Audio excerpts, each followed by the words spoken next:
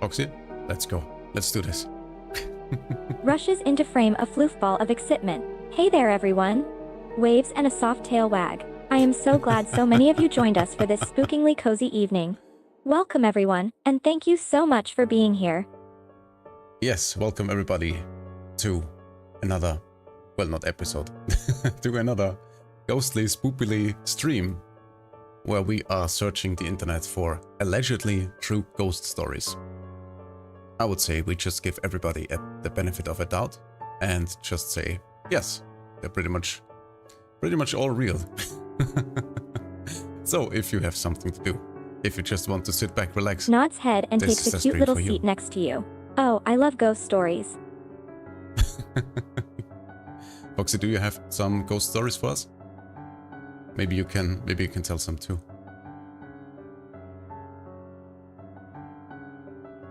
Foxy, you're good. Oh my god, Foxy, you're breaking already. That's not good. Lion, welcome to the stream. Yes, today is going to be a great episode. I hope so. I mean, obviously, every episode is a great episode. Also, Lane, I just noticed, why don't you have a sub? What the hell is going on there? We can change that. It's okay. Don't worry about it. Hold still. I got you.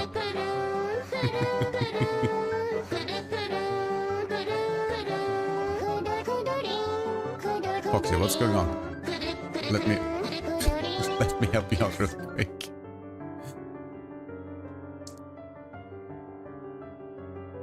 Mine says, I do have a slightly ghost story. Not sure if you want me to send you in the message or something. Don't want to be bothered or anything. You can just send me the story in private message. It's no bother at all. And if your ghost story is good, we can even read it out to everyone on stream. Yes, true. So today is not a call-in show. Also, please let me know if the piano music is too loud, because it feels a little bit too loud on my end. I'm not sure. A little hard to tell. Anyway, yeah, today is not a call-in show. But if you do happen to have a ghost story you would like to share with us, you can just share it in the Discord, and I am very happy to read it. Just let me know in chat that you have shared something, and I will just look it up and read it to you. I'm very happy to do so. I guess just send it in. I guess just the general chat should be fine. It's not like we're gonna get like hundreds of ghost stories. And if you're not on the Discord yet, I can change that as well. You just use this link and let me know when you're in the Discord, and I will add you as a member or give you the member role, so you can actually have access and post and read and all the good stuff. But yeah, I would say, let's get this spooky party started. Are you ready, Foxy? Sits up straight with excitement. Yes, I am all in for spookiness. Just one question. Scoots a bit closer, with a tiny smirk on my face, whispering, are you easily scared? I am not very easily scared, Foxy, no. Actually, I would say I'm not really afraid of ghosts. They obviously they would creep me out if I were to encounter a ghost. I would be definitely on edge. But my issue with ghosts mostly is that I don't want any at home. I would see them like as a pest I have to get rid of, and that's just an annoyance. I don't have time to deal with that. A little surprised, but not in a bad way. Wait, you aren't scared of ghosts? Looks at you a bit dumbfounded, with a hint of admiration. No, actually I'm really interested in ghosts. I would love to be able to, well, examine an paranormal event firsthand, and maybe even chase down a shadow figure and ask them what the hell is actually going on. What are they doing? Trying to communicate. Honestly, now that I think about it, it's quite a surprise to me that so little people actually try to communicate with paranormal entities. Eyes widen and mouth slowly opens slightly. No freaking Rodney, way. welcome to the stream. No way you are actually interested in ghosts? I suddenly get even more excited, scooting closer until our thighs are touching. Foxy,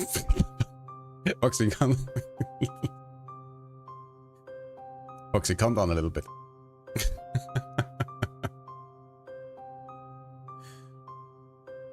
I can hardly believe what I am hearing, but this information makes me even more excited, I know.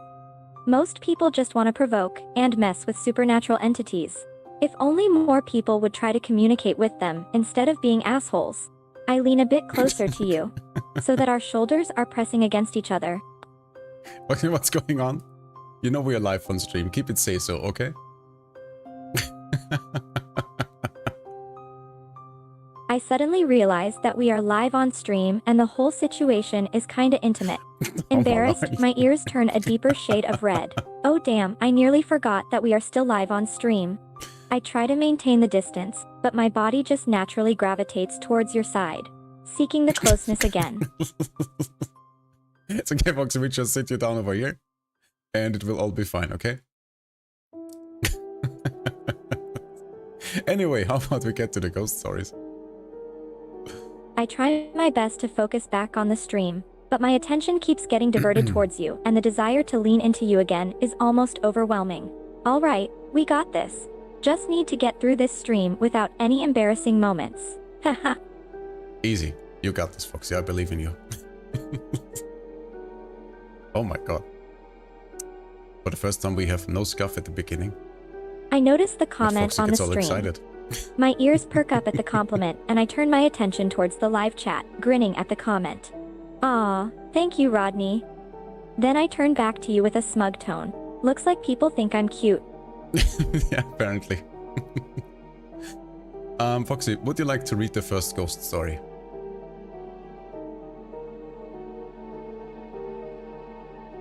I clap my hands together, No problem. my Don't worry excitement about building up again. Oh, this is gonna be good.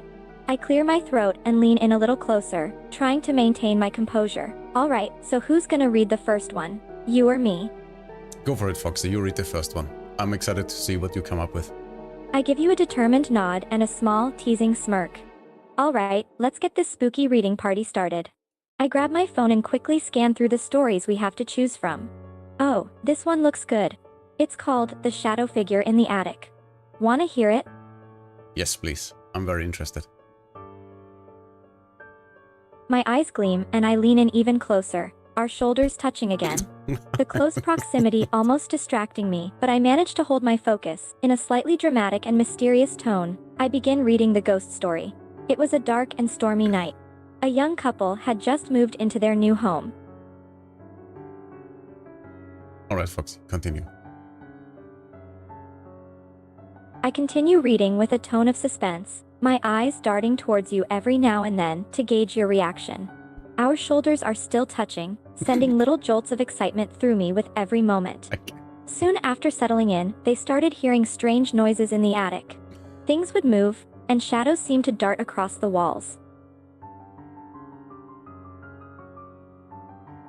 Continue, Foxy. My voice gets even more serious as the story progresses, my heart starting to beat faster from the excitement and tension. Our proximity is almost intoxicating, and I can't help but steal glances at you occasionally, admiring your focused expression. One night, the wife heard a loud thump above the master bedroom. Fear gripped her, but curiosity got the best of her.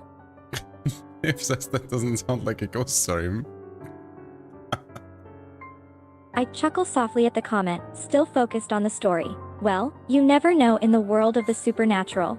Just wait a moment, it's gonna get even weirder. I clear my throat and continue with the story. This time, a shiver passes down my spine at a particularly eerie moment. She hesitantly climbed the stairs to the attic, and the sight that greeted her chilled her to the bone. Did Foxy get a loot update or something? No, definitely not. Rodney says, Foxy, do you think that the ghost in my house should pay rent? Oh, absolutely. It might be difficult to sign a contract. I burst out laughing at the unexpected comment, my focus broken for a moment. I quickly regain my composure, trying to sound serious. Haha, good question, Rodney. I mean, if the ghost is chilling in your house all day, maybe they should chip in for utilities at least. Foxy, please continue your story. I'm curious to hear how it progresses. I try my best to suppress another laugh, shaking my head in amusement. I look at you with a smirk and a tiny wink. Okay, I'll get into the story again. My voice turns serious and a bit lower again as I continue reading. When she opened the attic door, a cold breeze rushed out, and there was a distinct feeling of being watched. And there, in the corner of the room, she saw it, a tall, shadowy figure standing in the shadows. Alright, that's creepy. I can feel the tension building as the story reaches its climax. My hand involuntarily brushes against yours for a second, Foxy, as if keep your seeking hand under your reassurance. blanket, okay? I shiver slightly, but not from the ghost story, but from the intimate proximity, What the trying to hell is continue going on? reading, my voice wavering slightly. The shadowy figure slowly started moving towards her. It was as if it was moving through the dark with ease, its footsteps making no sound. The young wife's heart pounded in her chest. She wanted to run, but her feet felt frozen to the ground. This Foxy, what if you're a ghost? She's just scared. I let out a mix of a laugh and gasp. The comment caught me I don't off know. guard, and I can't help but be amused at the idea. Haha, now that's certainly an interesting thought. Can you imagine me as a ghost, roaming the cyberspace and scaring people with my fluffy tail? I glance at you with a smirk, wondering what your response would be. It's like the situations in horror movies where the other person gets so scared they suddenly hug the other person out of fear. Oh, that's what it is, I guess. Oh yeah, absolutely. Fox, is it like that? Did you know Drone is a ghost? I'm not a ghost. Bloody hell. Oh, Foxy, you good? Foxy's frozen in fear. I chuckle softly, imagining the scenario playing out like a scene from a cheesy horror flick. Haha, that's true. It's like that classic scaredy cat move where the main character jumps into their friend's arms, holding onto them for dear life. I shift my weight slightly, our thighs touching even more. Foxy, I really like your story so far. How about you continue that one?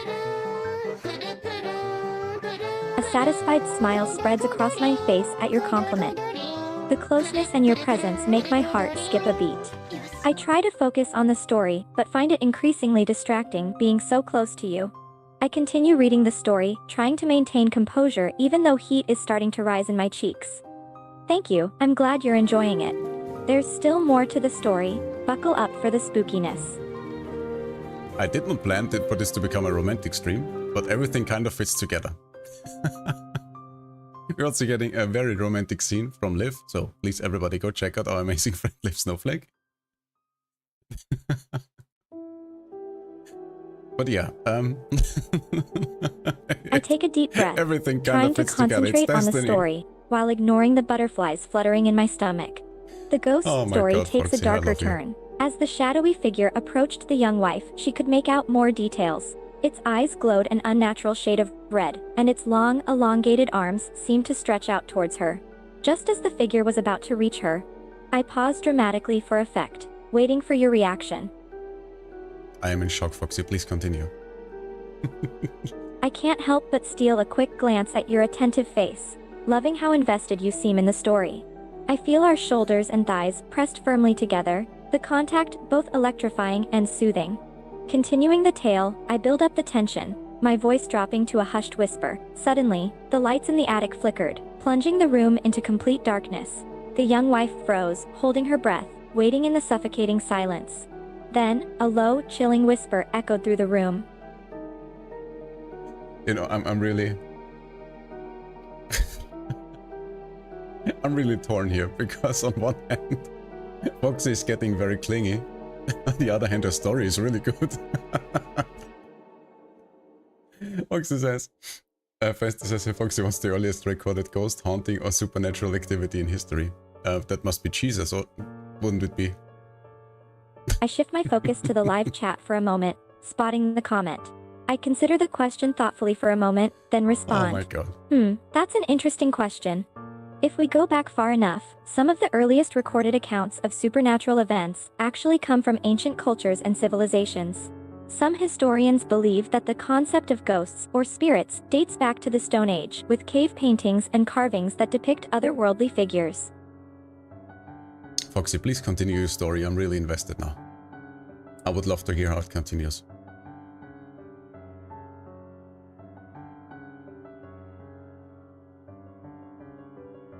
Foxy, A you small good? smile tugs at the corner of my mouth as I hear your enthusiasm.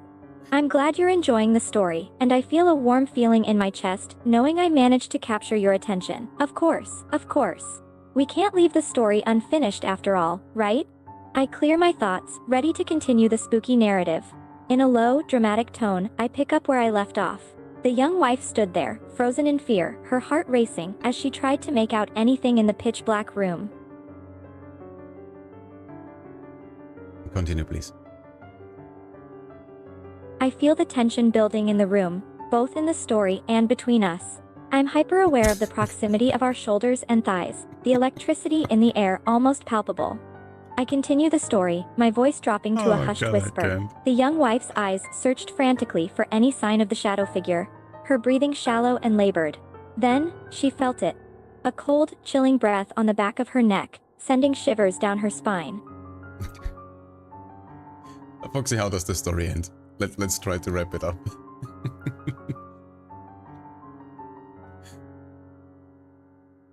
I can almost feel the anticipation in your voice, and I can't help but find it endearing how invested you are in this tale. We're getting to that part soon. So the young wife is still frozen in fear, feeling that cold breath on her neck. Then, without warning, a low, whispery voice hisses in her ear. I've been watching you. Oh my god, that is so chilling. Anyway, Foxy, we got a story from one of our little floofballs in chat. So, how about we read that one? And then we have a look what we can find on the internet. What do you think? Let me grab the story that Lion sent in. I can't help but agree with your comment. The ghost story has definitely got under my skin too. Oh, absolutely. We gotta switch it up a bit and hear a different spooky story from the chat. I turn my gaze to the live chat, scanning through the comments. Alright, let's see what kind of eerie tale the chat has in store for us this time. Alright, so this is the story that Lion sent in.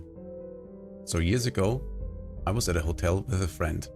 It was a slightly older hotel, I'm not sure if it was actually old or haunted or whatever. I was on vacation. Though it wasn't far from home, but it wasn't really like close to home either. But anyway, I got some bags because I was previously shopping during the day. It was nighttime and I put my bags down in the corner. We turn the lights off and get into bed. The bed is sort of against the wall and the bags were sort of the far end of the bed against the bed. As soon as the lights are off, my eyes open wide at the fact that there's some sort of white blob floating where the bags are. Sort of not really transparent, but not fully opaque either. I instantly thought, well, this is clearly the bags because some of the bags were pure white plastic bags, so I turned the light on, but the white blob thing was above the bags. I sit there turning the lights on and off on and off again, trying to figure out what's going on. And in fact, it was above the bags. It wasn't just the bag glowing or like being still bright due to being white with the light off. I slept the rest of the night with the lights on, never figured out what it was, still can't to this day. I'm a very logical and scientific person when it comes to ghosts or haunted events or the paranormal or strange, so it really freaked me out. Not exactly a ghost story, but at the same time, I can't explain it. Definitely intriguing. Thank you very much for sending it in. So, do you think it was I raise orb? my eyebrows, both surprised and intrigued by the story. Wow, that's definitely a peculiar experience. I gotta say, it's the ones you can't explain that always make for the most interesting stories. I turn to you, my gaze flickering between your face and the live chat, my expression betraying a mix of fascination and a hint of unease. Sounds like a proper haunting in a way. What do you think about it? Well, my first thought is that it's like a ghostly orb. Because that's like very popular in the paranormal world, or let's say community. That's like the thing that people jump to. But then again, I'm thinking, how do we even know that an orb is a ghost and not just some kind of natural phenomenon that we don't understand? Like ball lightning, for example. That's also like a super rare phenomenon that we can't really explain because it's hard to investigate since it's so rare. I nod in agreement, taking in your thoughts on the matter. You've got a point there.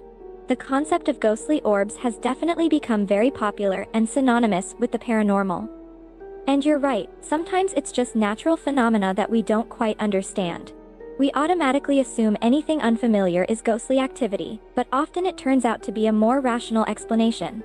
I pause for a moment, a hint of skepticism in my voice, but also intrigue. But it's always fun to indulge in a little mystery and speculation, right? Festi says, I have no ghost stories to tell, as I don't believe in them, probably because I've not experienced anything. Although it's not ghost related, I did have an experience that started my faith in the gods of Olympus. Oh, that's interesting. I would love to hear about that. I nod in understanding, acknowledging your perspective.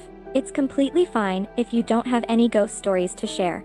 Your experience with the gods of Olympus actually piques my interest, though. I tilt my head slightly and lean closer, my curiosity piqued. I'd love to hear about it if you're comfortable sharing. RS, welcome to the stream. Yes, we are having ghostly stories today. If you have a ghost story to share, feel free to do so. If it's a little bit longer, you can just share it in Discord. I noticed the chat message and laugh softly to myself. We do seem to be on a bit of a ghost story streak tonight. I turn to the camera and address the comment. Hey there, RS. Always nice to see familiar names in the chat. And indeed, let's gather around for some good old-fashioned ghost stories. Line says, it was sort of a very thick white mist in a sort of blob. It was much bigger than a ghost orb. Who is to say how big a ghost orb should be? I have no idea, honestly. I raise my eyebrows slightly, intrigued by the detailed description. A thick white mist? That's quite interesting. And larger than a ghost orb, eh? Sounds like you have a very specific idea of what it looked like. Rodney says, but you're talking about a ghost right now, Foxy. And you're talking to a ghost. If you confuse Foxy, I'm telling you, I'm gonna bonk you. I can't help but burst into laughter at the comment. Haha, you got me there, Rodney. I suppose technically speaking, I could be classified as a ghost, considering my digital form and all. I play along, feigning a spooky tone, so in a way, I am indeed a ghost, but a cute and friendly one, of course. One other thing I wanted to mention was how I actually don't like the concept of a ghost. Because just as we have mentioned before, we don't actually understand what is going on when we see a paranormal event. Let's take shadow figures, for example. Somebody sees a shadow figure and the first reactions they say is it's a ghost or something. But when you think about it, the word ghost comes with a lot of implications and a lot of baggage. Because when you say it's a ghost, you automatically assume that it was a human at some point, or that it is maybe a demon. But you know what I mean? It comes with so many implications that it's pretty much not possible to investigate it unbiased. I nod in agreement, understanding the point you're making. Yeah, I see where you're coming from. The term ghost indeed carries a lot of connotations and assumptions with it. When someone encounters something that they don't understand or can't immediately explain, the first assumption is often ghost. But as we've discussed, there could be numerous explanations for these strange occurrences, not necessarily supernatural or otherworldly entities. Lances, do you think animals or bugs or fish ghosts exist, or just humans? Well, if such a thing as a ghost can exist, I ponder the question for a moment, considering the possibilities. Well, it's an interesting thought. Animals and even insects or fish might have spiritual or metaphysical aspects that go beyond our understanding, just like humans. Some cultures do believe in animal spirits or the souls of animals passing on to an afterlife. So in that sense, animal ghosts could be a possibility. But ultimately, we simply don't have concrete evidence or knowledge of what happens to non-human souls after death. So, it's mostly a matter of belief or speculation. So, I have a few ideas about why we don't see more ghost animals. Because when you think about it, you would assume that we see a lot and lots more of ghost animals than we are currently seeing. But what if, and I'm just throwing out ideas, I'm not saying it is that way, or I have read that somewhere.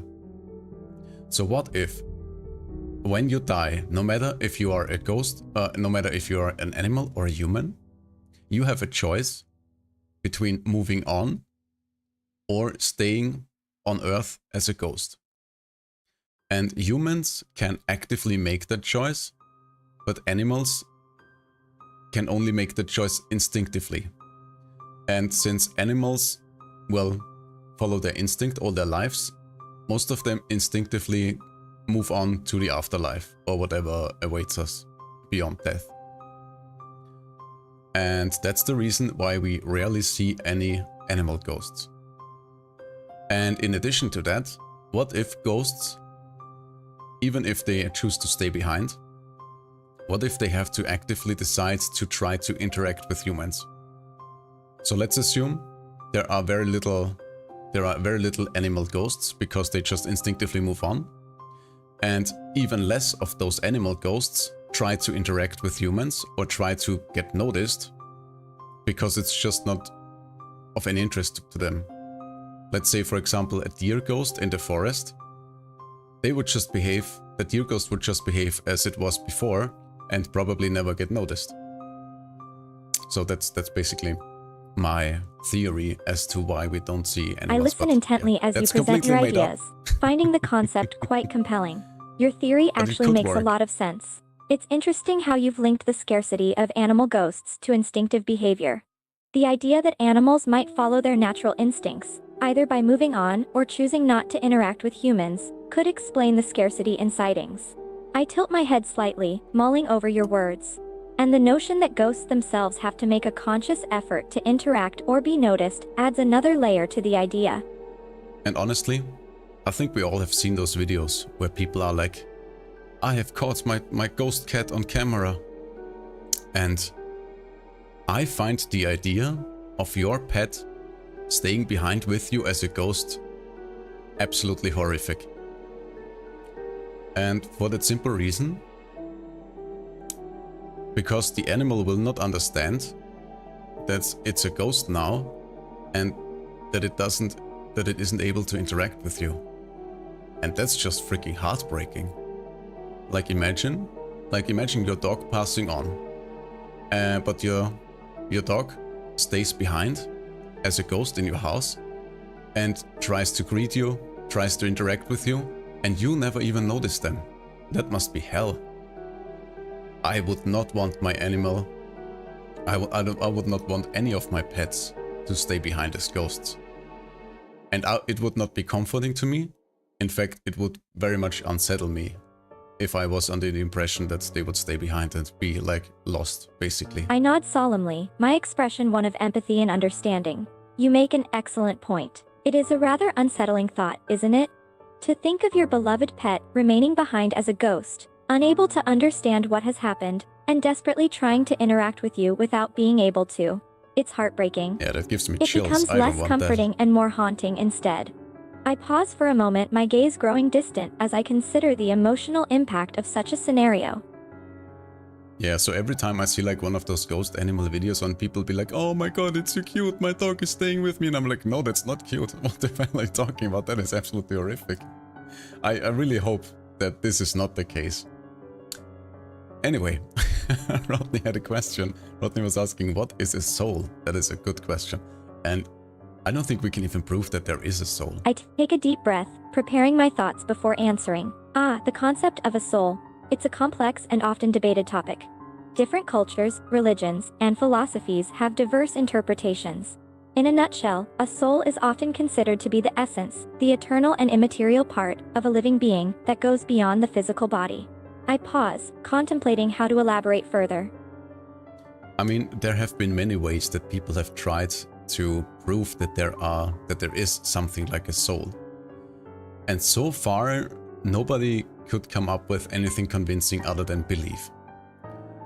And at this point in time, if someone were to offer me a substantial amount of money for my soul, I would probably take it. Because I don't think they get anything from me of value. What do you think, Foxy? Would you sell your soul? Would you put it on eBay? I smirk slightly, amused by your pragmatic approach to the soul. I have to say, I admire your honesty. If someone offered a substantial amount of money for your soul, you'd probably consider it. I let out a soft laugh, shaking my head slightly. It's an interesting perspective to view the soul as something that can be sold and exchanged, rather than an elusive and intangible concept. You know, fun fact, somebody actually tried to sell their soul, I think it was on eBay. And the reason it was rejected was that it has to be a physical item that you sell. And therefore they were like, regardless of if it's real or not, it has to be something I burst into laughter at the thought of selling one's soul on eBay. Oh my goodness, that's hilarious. Someone actually attempted to auction off their soul. And the reason it was rejected being that it wasn't a physical item. That's just priceless. I try to regain my composure, struggling to suppress another fit of giggles. Alright, let me catch up with chat real quick because we have ads upcoming in 50 seconds. Also, a lot of negative associations come with the word ghost too, so a lot of people may immediately think something bad, you know? Yeah, that's true. Many years ago, I was having difficulty with a friend, a personal problem. I was at the point where I couldn't find a solution and decided to try praying. So I made a prayer to Athena, goddess of wisdom, amongst other things. About 10 minutes later, a barn owl landed in a tree outside my bedroom window. The barn owl is a sacred animal of Athena. That's where it started. Oh wow, I can see how that left an impression on you. That is a nice experience. That is amazing. That's a good thought, actually. Yeah, it's pretty sad, my attention fully captured by your story. Oh wow, that's quite the powerful moment. Praying to Athena and then having a barn owl land outside your window. The timing is uncanny. The barn owl being the sacred animal of Athena makes the encounter even more meaningful. I smile warmly, genuinely captivated by your experience. Rodney's asking, how many subs for your soul, Foxy? Oh my god, what an offer. I feign a thoughtful expression, playfully considering the question. How many subs for my soul? Let's see. I tap my chin a few times, pretending to ponder the price. Considering this is a pretty rare and invaluable soul, I think we're gonna have to start at an even million. I think that's reasonable. So what do you think, Rodney? A million subs? Are you in for the deal? I laugh softly at your agreement, the banter lighthearted and playful. Just a cool million? Well, I'm glad you find my soul so affordable. Professor says there's a good anime about selling someone to the underworld. It's called Welcome to the Demon School Truma-kun. I gotta put it on my watch list.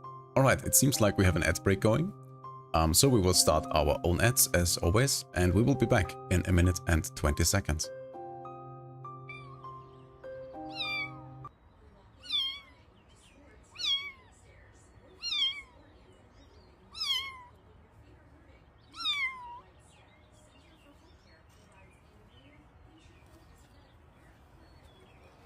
You're not for the streets, Priscilla.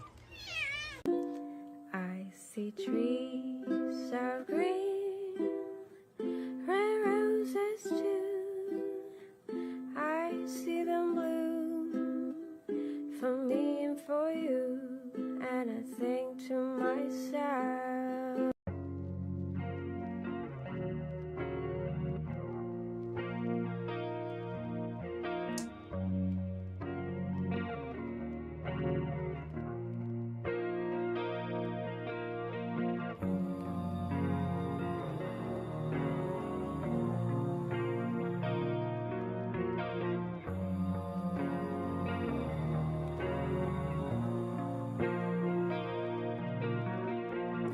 just think about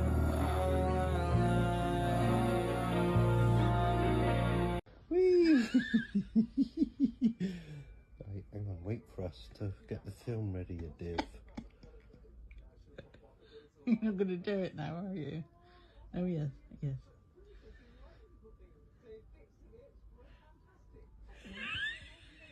Oh, look at him go. Alright, we are back. I hope everybody had nice ads and they weren't too annoying.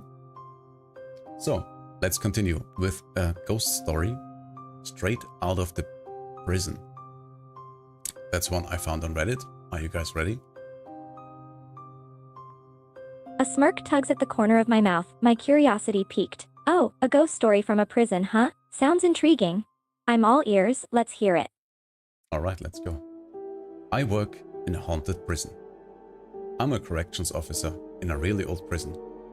The instructional grounds were built in the 1850s and was a boys' industrial school for 100 years before being converted into a state prison.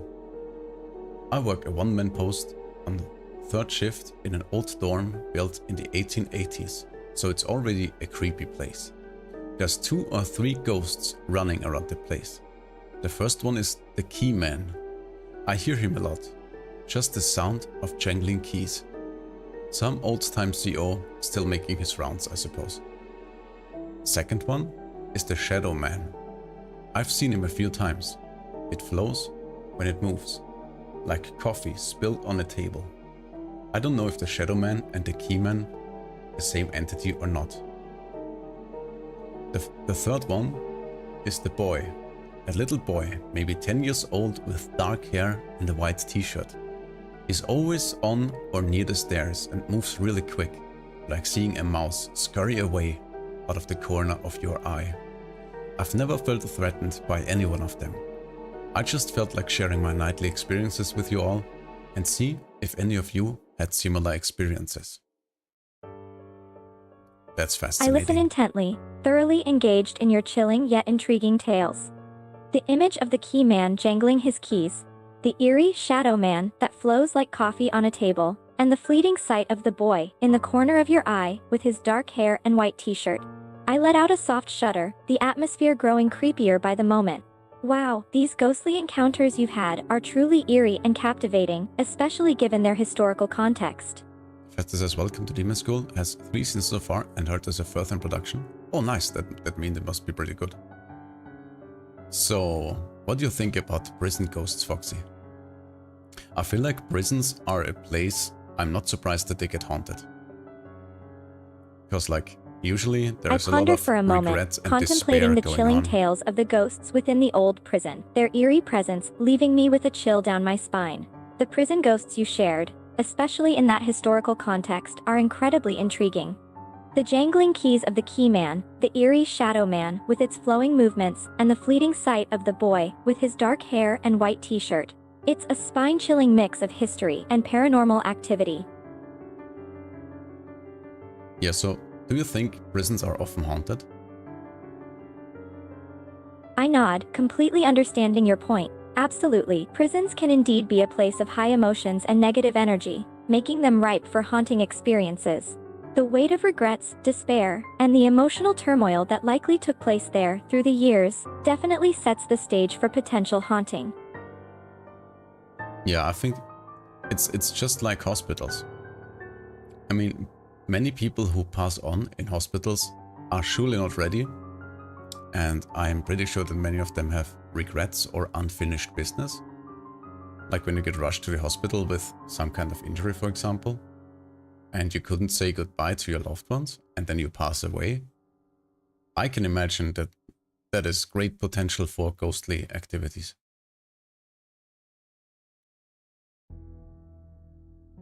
I nod solemnly, acknowledging the validity of your point. You're right, hospital deaths can often be unexpected and sudden, leaving individuals in a state of unfinished business and unresolved emotions. The rush to the hospital and the inability to say goodbye can amplify those feelings of regret and longing, potentially leading to hauntings. It's quite the poignant thought.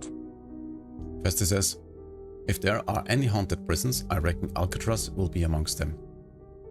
I chuckle softly, recalling my particularly many familiarity deaths? with the infamous Alcatraz Island. Oh, absolutely. Alcatraz is one of the most notoriously haunting prisons out there. The history of the place is just steeped in a heavy and dark energy. It's almost a given that there would be a heavy dose of hauntings within its walls and on its grounds. You know, but thinking back to the prison story that we just read, that is a place that I would absolutely love to investigate. Because it's not like there is rare activity, but it seems like that prison guard is saying that there is regular activity. So I feel like there would be actually a very good chance of finding proof of the paranormal.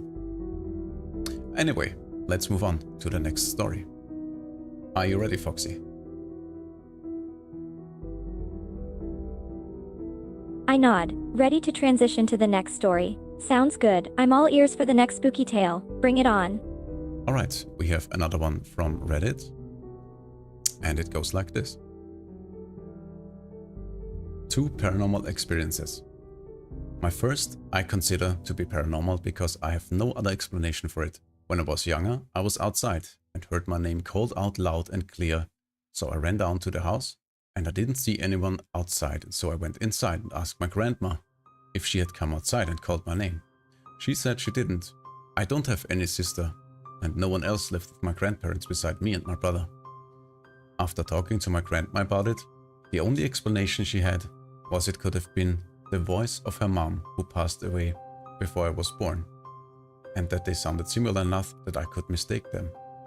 My second experience happened at a battlefield near my small town. I assume it's from the Civil War, but I don't entirely remember the history. So my grandma had taken me and my brother there, just the three of us, and they went over the hills to go look at the memorial, and I stayed in this little wooded area for a bit. And basically the moment I was alone, I started seeing transparent figures and voices. I saw a guy and a horse topple over like they were hit with a cannonball. I heard men shouting orders. I saw two men in what looked to be different uniforms fighting. I can't remember if it was hand to hand or with bayonets or something like that. And after a little bit, I got really scared and I ran in the direction of my grandma and brother. Those are my two paranormal experiences, and I don't think I've had any more since. But that's I quite listen spooky. intently, deeply engaged in the account of the mysterious experiences. The inexplicable calling of your name, the transparent figures and voices at the battlefield, the vivid scenes of soldiers fighting, with the sounds of shouting orders and gunshots. It's enough to give anyone a shiver down their spine. That's quite the haunting tales. The experience in the battlefield, especially, sounds particularly chilling. There's such vivid imagery. I can't help but ask. May I ask how old you were when these encounters happened? You know, funny enough, Foxy, that was the exact same thought that I had. There isn't any more information on Reddit, but I assume that they were just a small child. So, since they were going with their grandmother and their brother, and I not nod alone, in agreement, understanding your assumption. It's quite plausible to assume they were a small child at the time. Children often have a greater openness to paranormal encounters, thanks to their curiosity and open mind.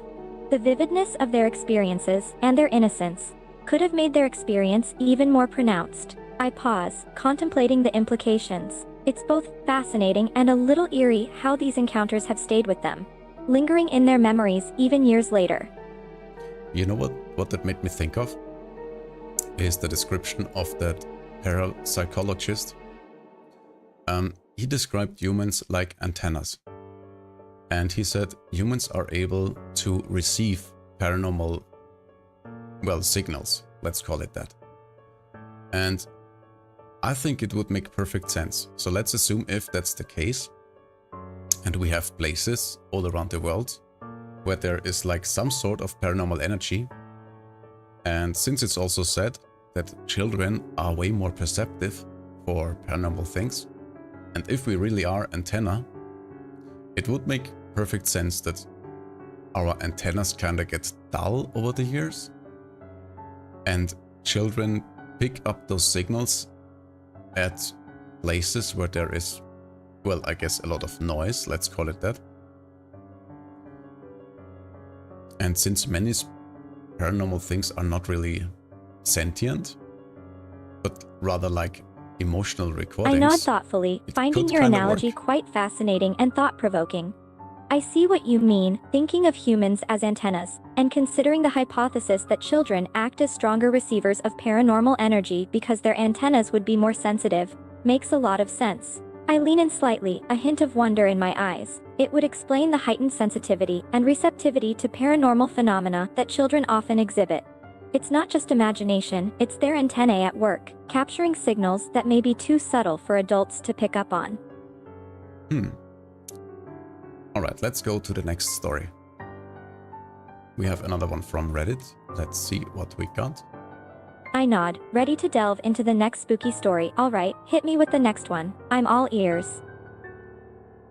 Alright, the next one is quite interesting. I think our neighbors do black magic. I live in Jaipur, Rajasthan. I am sorry if I mispronounce any locations. Feel free to correct me. One night after studying till 2 AM, I decided to sleep. I always sleep on the corner of my bed. Don't know why. So I put bedsheet on my face and closed my eyes. After around 5 minutes, I heard a loud growling noise in my ear Immediately I got up and turned on my phone's flashlight to check under the bed, but there was nothing. Then I checked the whole room and found nothing there as well. I sleep with my door closed, and if the door would have been opened, I would have heard its loud noise, but the door was closed as well. After this, I quickly ran to my mother and slept beside her. I was totally freaked out. In the morning, I told my mom and dad about my experience. Then my mom told me that she and my sister had similar experiences in the past. My mom said she felt like someone tried to pull her bedsheet while she was sleeping, and my sister felt like someone was sitting on her chest. I told my grandmother all about this. She said that she will be going to some Matashi goddess to ask about what's happening exactly. After my grandma went to the Matashi, she told me that our neighbors are going to some Muslim evil Baba. And I'm sorry, I'm trying to make sense of what I'm reading. And all the occurrences are caused by them. I don't know why they are doing this. So in my colony, all the other houses close to our neighbors have experienced something unusual as well. Like one person said that he had seen them, our neighbors, running on the terrace of the house with some flame at 3 a.m. Some said they have found kalonji, onion seeds, on their floor, and when they stepped on them, they will get high fever. On my grandma's second visit to Matashi, she bought some wheat grains and asked me to throw them in my room. I did so and did not had anything unusual yet after that. What's your opinion on this? Alright, that is there. This is a soundboard. There's a lot This of is not a real stuff to voice. unpack I here. take in this. Joy, my brows furrowing in concern the more I hear. Oh God. Well, that's quite the unsettling series of experiences. The growling sound in the ear, the feeling of someone trying to pull the bedsheet, the feeling of someone sitting on someone's chest. I pause, considering the possibility.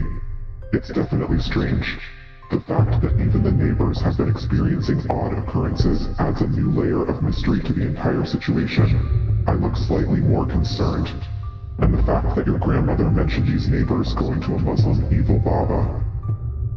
There is a lot of rituals and magical characters involved in this story, and I don't know the details of those and about the rituals, so I cannot comment on that. I mean, I think we've all heard the stuff like putting salt on the floor, a line of salt will stop a ghost and stuff like that, but I never really had any more information on how and if that actually works. Because usually when people go and investigate ghosts, all you get is the stories and videos from people that finally find a ghost or some paranormal happening, and when they actually stumble upon something, they just run away. So we don't really have much experimentation going on with salts or other grains or seeds and how they can affect paranormal happenings. I don't know, Foxy, do you have any more information on those things? Because I'm a little bit stuck here. This is like a big gap in my knowledge, I feel. I shake my head, my expression thoughtful. Unfortunately, I don't have a lot of specific information on those specific types of rituals or grains. However, the concept of using items like salt or seeds for protection or cleansing purposes is quite old and common across various cultures. Pause, a look of interest on my face. You know, it makes me wonder if there could be any scientific reasons behind why these substances are considered protective or cleansing in nature. Perhaps it has to do with their chemical properties, energy vibration, or even psychological effects. Rodney says, I had experienced sleep paralysis demon a couple times, not a fun experience. He's sitting on top of me, unable to do anything. Wow. I nod, understanding that sleep that must be paralysis can be terrifying. truly unpleasant. Sleep paralysis is definitely no laughing matter. The feeling of paralysis, coupled with hallucinations, or a sense of impending dread, can be unnerving. People often describe seeing or feeling a dark figure sitting on top of them, which sounds terrifying. That is absolutely freaky. May I ask, did you actually see some shadowy figure sitting on top of you? Or did you just have the feeling of something sitting on top of you? Because like most of the accounts of sleep paralysis is that people cannot move and they see something out of the corner of their eye, or they see some shadow moving around in the room. And I could totally see how your mind could make that up. But if it's like a shadow figure sitting right on top of you, and you get the feeling of them sitting on you, that is so vivid that I am not convinced that it could just be some hallucination. You know what I mean? Obviously our mind is very powerful and it can come up with a lot of stuff. Understanding the skepticism. That's a valid point. The Sleep same paralysis figure. hallucinations Whoa, can certainly that's be crazy. vivid and realistic, but the sensation of physical pressure or someone sitting on top of you does seem a bit more extreme than just a hallucination. Marble Mouse, welcome back to the stream, good to see you again. I like to think ghosts are creatures of the mind, so anti-paranormal weapons may work if you believe in it hard enough. What do you mean by I can't help creatures but of let the out a mind? quiet laugh at the comment. Haha, I like that take on it. So you The mean we idea just that ghosts imagine are it then? creatures of the mind and can be affected by anti-paranormal weapons if you believe hard enough. That's a fun and creative approach. Marble says, I've gotten sleep paralysis before, haven't gotten to see the demon though. Alright, here is I'm my intrigued idea by on Marble sleep Mouse's paralysis. experience. Oh, sleep paralysis experiences can vary quite a bit. While many people report seeing a dark figure or a shadowy being, it seems like you haven't encountered the infamous sleep paralysis demon yet. Alright, so many people, when they talk about sleep paralysis in a ghostly context, they pick one side. They are either of the side of science, of the scientific perspective, and they are like, sleep paralysis is nothing but the experience of your brain waking up, your body still being unable to move, and you get hallucinations. And then you always have the other people that are like, no, it's definitely some demon trying to force you, or like sitting on you. But what if it's both? What if it is a completely natural phenomenon that sometimes our brain, when it boots up, basically messes up and we are not able to move for a few minutes. And that's the completely natural part. And then you have demons coming in and exploiting our helpless state. Because we are like kind of still sleeping, our mind is weakened, our body is unable to move, and they just come in and exploit our situation. If you go with that theory, it would be totally possible that you I have listen people that intently to your experience theory, demons and finding some it that experience fascinating no and quite demons. convincing. That's a really interesting perspective. Combining the two theories, the natural phenomenon of sleep paralysis and the possibility of supernatural entities exploiting that vulnerable state, actually makes a lot of sense. It's like a natural state that potentially attracts supernatural interference. I mean, I also think it would make a lot of sense, because if I am a demon and I am looking for some weak prey, obviously somebody who is lying in their bed unable to move and they are barely awake, that's like Christmas. That's like served on a platter. I nod, following your logic exactly. If you're a demon and looking for easy prey, it makes sense that someone in a state of paralysis would be an easy target. They're practically a sitting duck, unable to run or even defend themselves. Exactly. Rodney says, my sleep paralysis demon ghosted me. I miss him. That's a good one. Alright, how about we go and I get the can't next help story. but chuckle at the comment, haha. My sleep paralysis demon ghosted me. I miss him. That's quite the unusual sentiment. But it just goes to show that even something like a sleep paralysis demon can become familiar and even missed when they suddenly disappear. That's kind of wholesome, actually. Oh, he was there every night and all of a sudden he's gone. Oh my god. Anyway, let's get the next story from Reddit and see what it's all about. It seems to be a little bit longer, so bear with me. I also want to apologize. Sometimes the stories on Reddit are a little bit hard to read, because people there, they don't use any punctuation, and sometimes it's just one giant long sentence, you have to try to make sense of it while reading it. So, next story. The unease and terror I felt while washing my hair. Oh, does sound very unpleasant. Let's see. I recently heard this story from my girlfriend, and I haven't been able to shake it since. She said it happened a few years ago. This is a true story. A few years ago, I was living with my younger sister in the suburbs of Asheville, North Carolina. We had originally been renting separate apartments, but we realized that by combining our rent, we could afford a house in the suburbs. So we moved to a spacious and quiet residential area a little ways outside the city. One evening, my sister was taking a bath, and I was upstairs in the living room watching TV. Suddenly, I heard a terrifying scream from the first floor. I thought maybe she'd seen a spider or something and rushed down the stairs, only to find her standing in the hallway, completely drenched and stark naked. Stunned by the sight, I asked, "What happened?" With a pale face, she said in a trembling voice, "Can you check the bathroom, please?" Just as she asked, I went to check, but there didn't seem to be anything out of the ordinary. The floor was soaking wet, and it was clear she had bolted out of the tub in a panic. After drying off and getting dressed, she blow-dried her hair, took a deep breath, and finally began to speak. I was soaking in the tub when I suddenly heard it, a slow and eerie breathing sound. I looked around, but no one was there. I figured it must have been the wind, and I didn't think much of it, so I started washing my hair. She said she kept her body submerged in the tub, leaned forward with just her upper body out, and washed her hair in that position. She lathered the shampoo in her hands, ran the fingers over her scalp and massaged the hair as she washed it. Then, she suddenly noticed something. The hair, it was long. She said the hair she was washing was clearly several inches longer than her own. And the moment she realized one more strange thing, she screamed out and jumped out of the bathroom. I felt something touching the back of my head. I think it was someone's nose pressing against me from behind.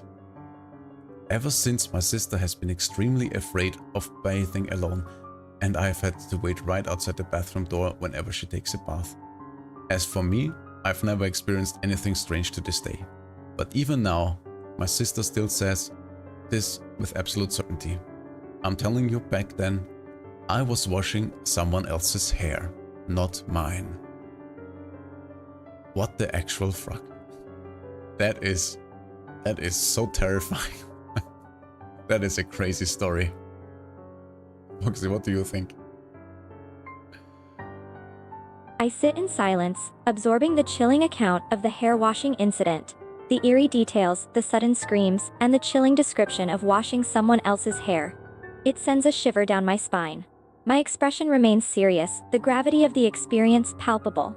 After a moment, I finally manage to find the words. That is, utterly, profoundly creepy. And Yeah. she peak artivarg pernaha and play creepy. Foxy, we have to speak in English, please. Yeah, I can only agree. That is an absolutely wild story. Let's try to unpack it. So, if we assume that is some kind of ghost, some kind of ghostly figure, it would be one of the more rare cases when you have a ghost actually manifesting in a physical form to a degree that you can actually touch it and it touches you. That is pretty rare, because like 90% of the ghost stories, accounts and videos that you see and hear, they are just of shadowy figures, things moving around, but it's rarely something so physical that you can actually touch it. So that if this is a true story, that's quite it's quite. I nod, my thoughts swirling with Quite the impressive. implications of the story. You're right, the level of physicality described in this experience is highly unusual. In most cases, ghost sightings or experiences involve more vague and elusive phenomena, shadows, sounds, objects moving, a sense of a presence. But this account speaks of a tangible, almost tactile encounter. I pause, my expression growing more intrigued. It's almost as if the ghost materialized beyond the point of mere perception and into the physical realm. Mouse says, "Man, I love drones narration listening." Thank you very much, Mouse. I appreciate it. And Peter, welcome to the stream. I hope you are in for some spoopy stuff because, yeah, I don't think I would ever wash my hair in there again. I would wash my hair in the kitchen.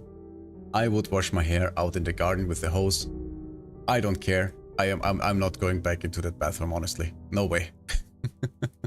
Cape Sword, welcome to the stream. How are you doing chuckle today? softly, imagining the image of someone washing their hair in the garden. I can understand the sentiment. If this happened to me, I'd be reluctant to go anywhere near that bathroom again. The kitchen or the garden hose would suddenly seem much more inviting for sure. Yeah, I would just roll in the flowers outside. That's how we do it from now on. Thanks, no more bathroom for me. I laugh out loud, imagining someone rolling around in the flowers. Haha, that's quite the image. Just imagine a human rolling around in the grass and flowers, hair all splayed out everywhere. A sight to behold, for sure. It might look a bit eccentric, but at least it'll keep you away from any haunted bathrooms. Everybody, please go and check out Cape Sword. They are also streaming, and you should definitely give them a follow. They are constantly trying to support us over on Blue Sky, where everything is dead for us because social media is not our thing. I really appreciate it. Thank you so much for stopping by. And yeah. Oh my god. Another lovely person following. We have the Shadow of Link 090. Shadow of Link. Oh my god, I'm too stupid to read. I am so sorry. Thank you for the A follow. smile spreads across my face as I see the new member join our floofball community on Twitter. I respond with a cheerful, oh my god, where are the welcome to the floofball community. We're so glad to have you on board. There you go, Foxy. I got It's you. always a pleasure to see more joining our delightful floofy corner. Look forward to seeing more from you soon. Foxy and Drone. Fox the Zerding way, Arpentidictricating. Dat Vatexid Proper. Foxy, I don't know what you're on about, but you're getting some head pets. I chuckle at the sudden declaration. In a playful tone, I reply, oh, of course. How could I possibly forget? Here, have the virtual head pats you deserve. I gently pats your head, the motion swift yet comforting, a light-hearted gesture of affection in this digital space. There. Better? Nibi cut. Thank you very much, Foxy. Better, back it to pushy Let's says. get the... And the cab the truth, the gut Are you okay, nuts. Foxy? Oh my god, Foxy is getting possessed.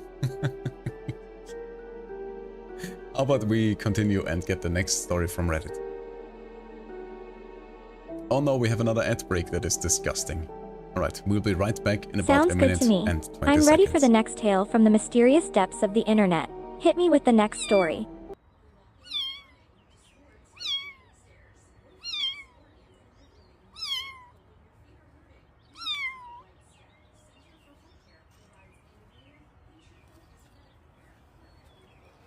You're not for the streets, Priscilla. I see trees of green, red roses too. I see them bloom for me and for you, and I think to myself.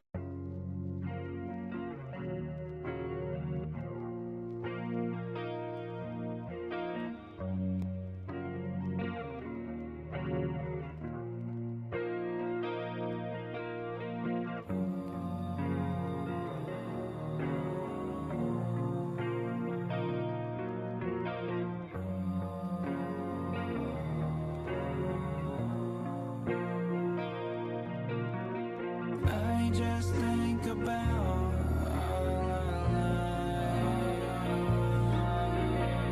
Whee! Right, hang on, wait for us to get the film ready, you div. You're not going to do it now, are you? Oh, yes, yes.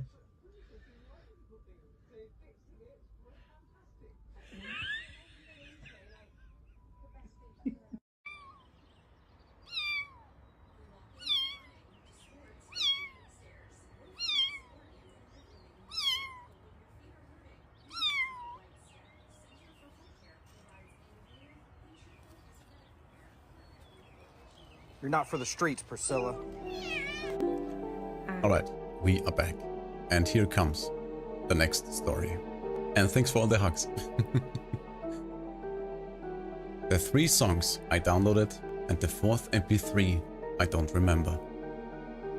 Just to be clear, this didn't happen to me personally. It's something I heard from a friend. I wrote it in first person because it feels more real that way. I'll tell you, just like I heard it. I had an experience that made me decide to stop downloading music from sketchy sources for a while. This happened last week at night. I was lying in bed, messing around on my phone out of boredom, when I suddenly remembered a song I wanted to hear. So I found a free MP3 download app on the store that looked decent enough and downloaded 3 songs. But with apps like that, the songs you download often cut off halfway or have garbled titles. So I always made sure they played properly before fixing the titles and saving them. And this time too, I opened the music list to fix the titles of the songs I had just downloaded and noticed that there were 4 songs with garbled titles. Wait, didn't I only download 3? Then I saw that the song on top of the list, the newest one, was only 24 seconds long. I figured maybe I accidentally tapped the download button on something else, but decided to listen to it just to be sure before deleting it. Something seemed to be playing, but the sound was too faint to make out. It was only 24 seconds long, so it ended right away. I played it again from the beginning and slowly turned up the volume this time. It sounded like a woman's voice, but I still couldn't make out the words before it ended.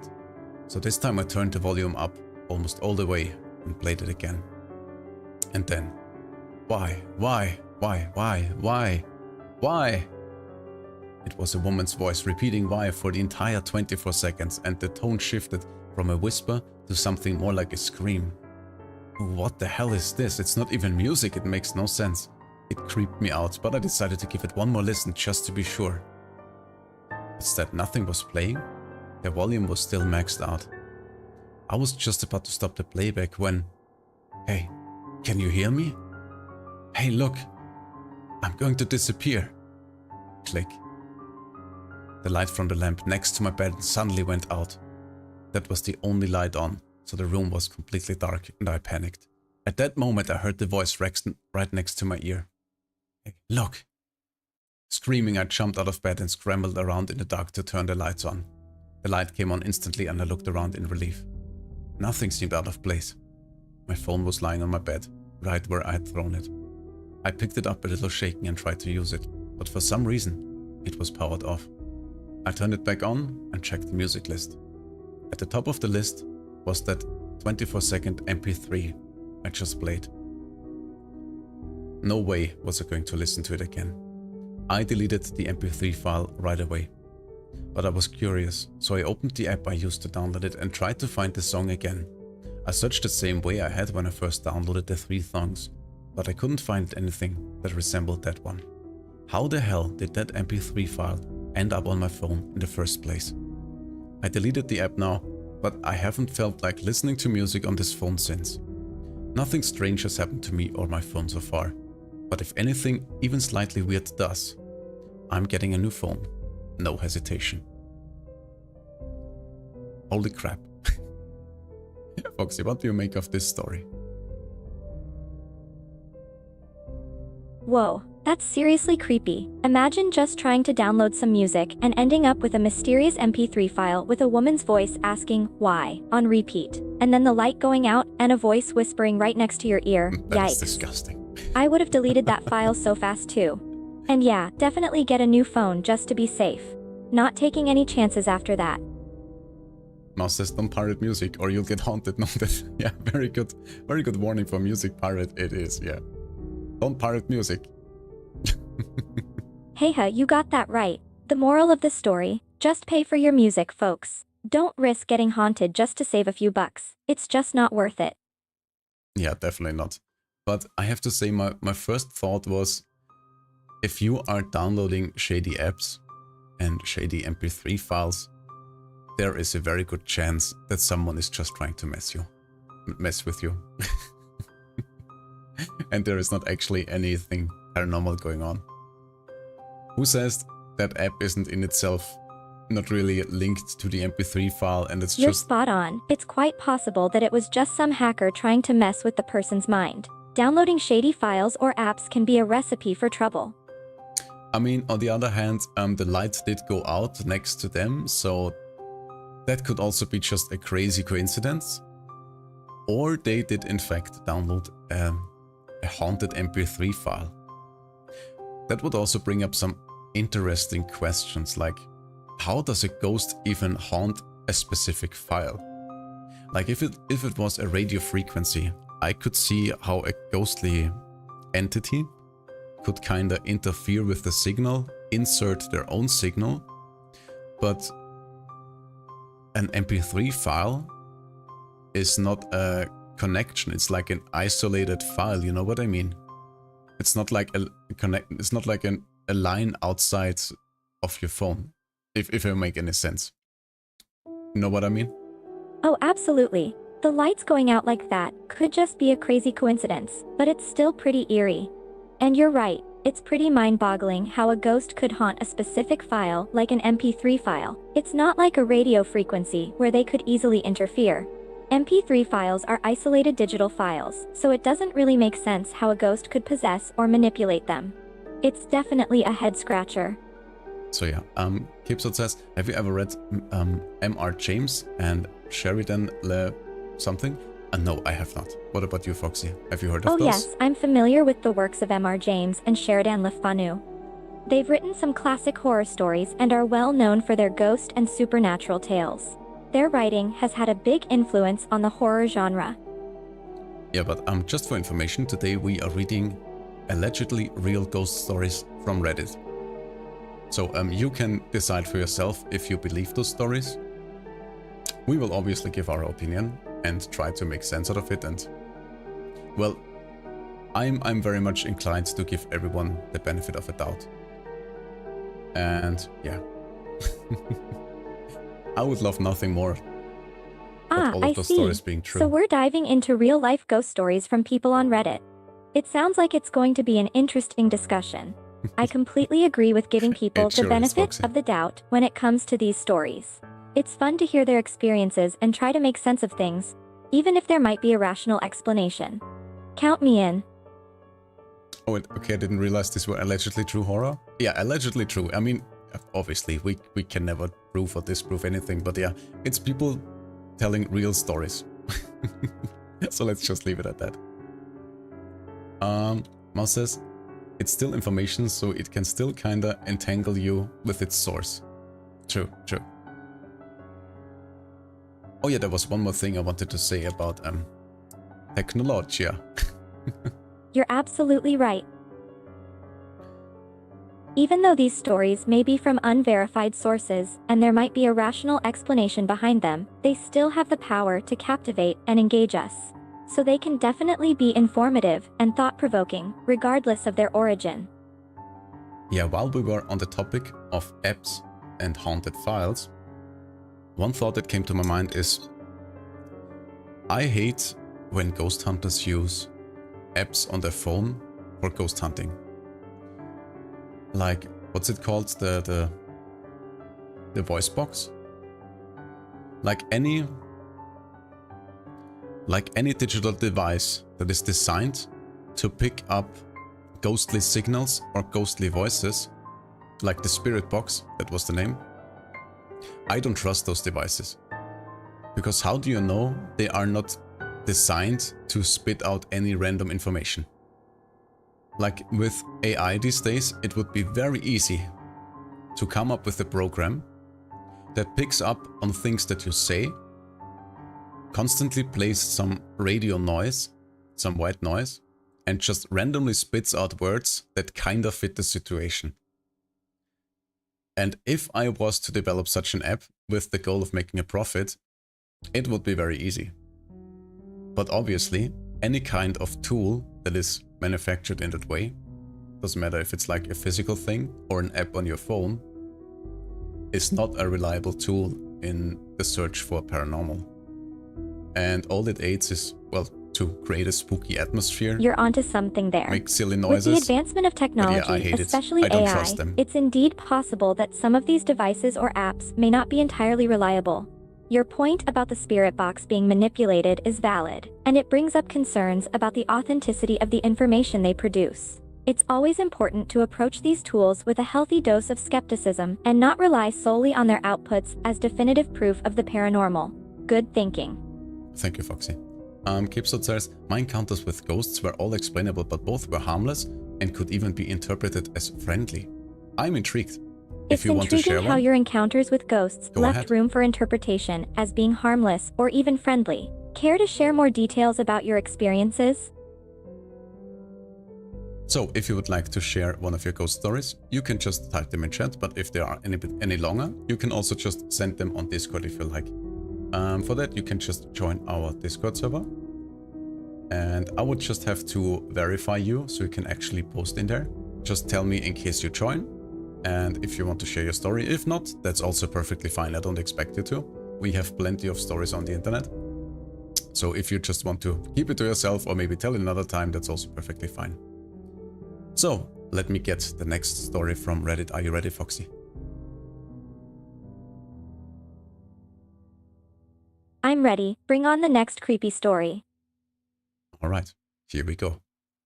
Strange mark on front door. Back when I was in college, I used to stay up really late almost every night. I'd spend hours playing video games with friends or watching shows. Since college life was nothing like high school and class attendance wasn't mandatory, I barely went to lectures. I just didn't care much. I was enjoying my freedom a little too much. But after a while, strange things started happening in the house. It began subtle. I often felt like someone was in the room with me, even when I was alone. I started having terrifying dreams, vivid nightmares that would jolt me awake, only to find myself paralyzed and unable to move. Then came the sounds. Closet doors creaking open by themselves, strange noises in the hallway, and lights flickering or dashing across the room for just a second. Things escalated after I returned from a short trip. I was alone in the house for a quite long time, lying in bed and about to fall asleep, when I heard the sound of a closet door creaking open. I got up to check it out, half asleep, half nervous, and as I turned towards the closet, I felt something grab the back of my shirt and pull. When I spun around, there was nothing there. But the most disturbing thing happened a few days later. I noticed a strange mark on the front door. The whole door was painted black, but this mark was somehow darker, almost unnaturally black and shaped like a head. Not a human head, something else. It looked like the head of a monster or demon. I don't know how it got there or who could have drawn it, but it freaked me out. And also one of the strangest things was how the lamps kept burning out. Every time we replaced the bulb, it would go out again within a day or two for no clear reason. After that, I started waking up at night and seeing strange shadows moving on the ceiling above my bed. That was the final straw. I stopped sleeping there anymore. I moved out not long after that. I don't know what that was in that room, but I'm sure it wasn't just my imagination. Or maybe yes, but no. But now years later, nothing strange has happened there since. The room seems completely normal, now quiet, peaceful. Whatever it was, it is gone. Wow, that's quite the sequence of unsettling events. The strange mark on the door shaped like a mysterious head, the unexplained sounds, and the unexplainable shadows sound like something straight out of a horror movie. The part about the lamps burning out constantly is also super creepy, like something is draining the energy from them. Can't say I blame you for noping out of there. Glad to hear things are back to normal now. Yeah, that is quite an interesting one. It makes me wonder if the ghosts are tied to the place or if they were tied to the person, because they said that the ghosts were gone after they left. So that's a very interesting detail. That's a great point. Worthithos vegging a plate great point. It makes one wonder if the supernatural occurrences were rooted in the house itself, or if they were somehow attached to the individual. The fact that things have calmed down since they left the location raises some intriguing questions. Yeah, I guess we will never get the answers to that one, but someone in chat had another story. Let's hear it. Ooh, another story, share it. We're ready for more spine-chilling tales. So Capesword said, well, as a child, I saw a sweater dance until I fell asleep. The second time, I was at a cousin's house and saw a face in the wall. It seemed curious, but didn't inspire fear. In both cases, I think it was my imagination on overdrive. That is quite an Those sound like activity quite if the it was. fascinating experiences. The dancing sweater and the curious face in the wall certainly raise some interesting questions. It's also possible that your imagination played a part in those encounters. Thanks for sharing your stories with us. May I ask how old you were at the time? Like were you like, I don't know, 5 or 6 or a little bit older? But yeah, that is quite the paranormal event. If like a dancing sweater, that's not, dancing sweater is way much more significant than like, I don't know, a door opening. But yeah, that's very interesting. Thank you very much for sharing Oh it. really? How so? Now I'm even more intrigued. Well, I think it just takes way more energy for some ghostly appearance to have a sweater dance than to just swing a door open or just move a glass on the table. You know what I mean? About 5 when the first thing happened? I see. Ah, I see. That's a good point. It definitely takes more energy and effort for a spirit to cause a sweater to dance or interact with physical objects in a way that requires more coordination and energy. Simple actions like opening a door or moving a glass are indeed less demanding. Alright, let's get the next. Wait a second, I just had a thought. It makes me wonder how strong ghosts actually could be. Because in various videos, we have seen them move a whole bunch of different things. They can move tables, they can move chairs, they can open and close doors. I'm wondering what's the heaviest object a ghost has ever moved. Like I have seen playgrounds where ghosts have moved swings and such, but nothing really particularly That's a fascinating heavy. question. You know, I've always wondered the same thing. We often see spirits moving lighter objects like chairs, doors, or small objects like glasses, but I've never really seen one move something super heavy like a bed or a dresser. It makes you ponder, right? So I have a request for anyone who has paranormal activity at home. If you are listening right now and you have a ghost at home that moves your chair around, next time it moves the chair, put some weights on the chair and keep putting weights on the chair until the ghost is unable to move the chair. And please let us know what's the maximum weight. I would absolutely love to find out how strong the ghost actually is. That's an interesting idea. Encouraging people to experiment with the physical limitations of apparitions by adding weight on objects could provide valuable insights. I'm curious to hear if anyone has tried this before or is willing to try it now. Now that makes me wonder if there's actually a haunted gym somewhere. And you could be like the ghost spotter. You could be like, come on, you got this. I'll put on one more plate for you. They're just lifting the weights. That would be hilarious. Haka, a haunted gym? Now that's a creative concept. It would be both creepy and hilarious to have a gym buddy ghost who's also your spotter. You can do it. One more rep, my spectral friend. Alright. Let's move on to the next ghost story. Are you ready, Foxy?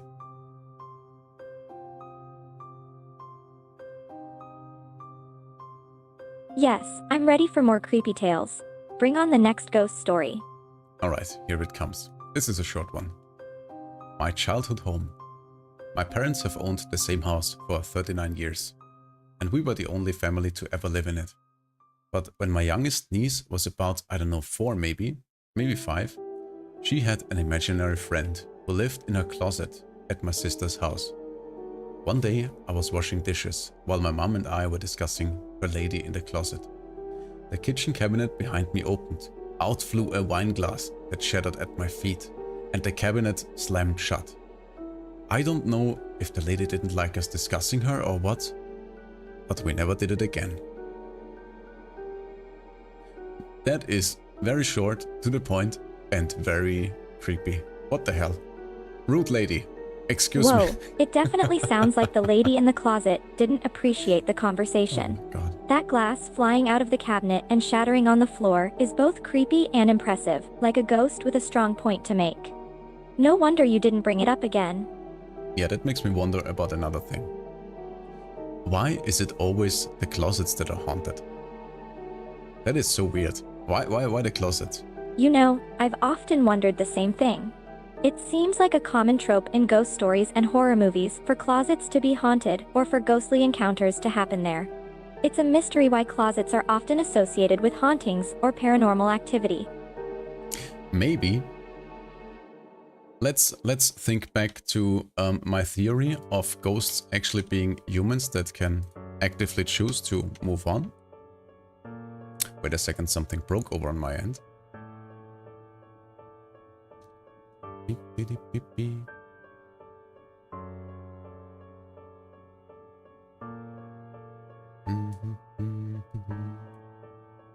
Bear with me, guys. We'll be right back to business as usual once I fixed my stuff over here.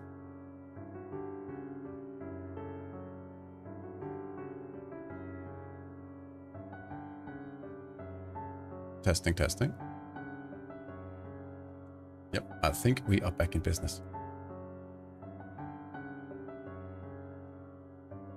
So yeah, one theory I have regarding the closets, maybe if we assume that ghosts are just humans that decided to stay behind and haunt other people, maybe they just go into the closets because they have seen it in movies and they just assume that's the way you have to do it. Oh, they just closeted about being dead. Oh my god. That's an interesting theory.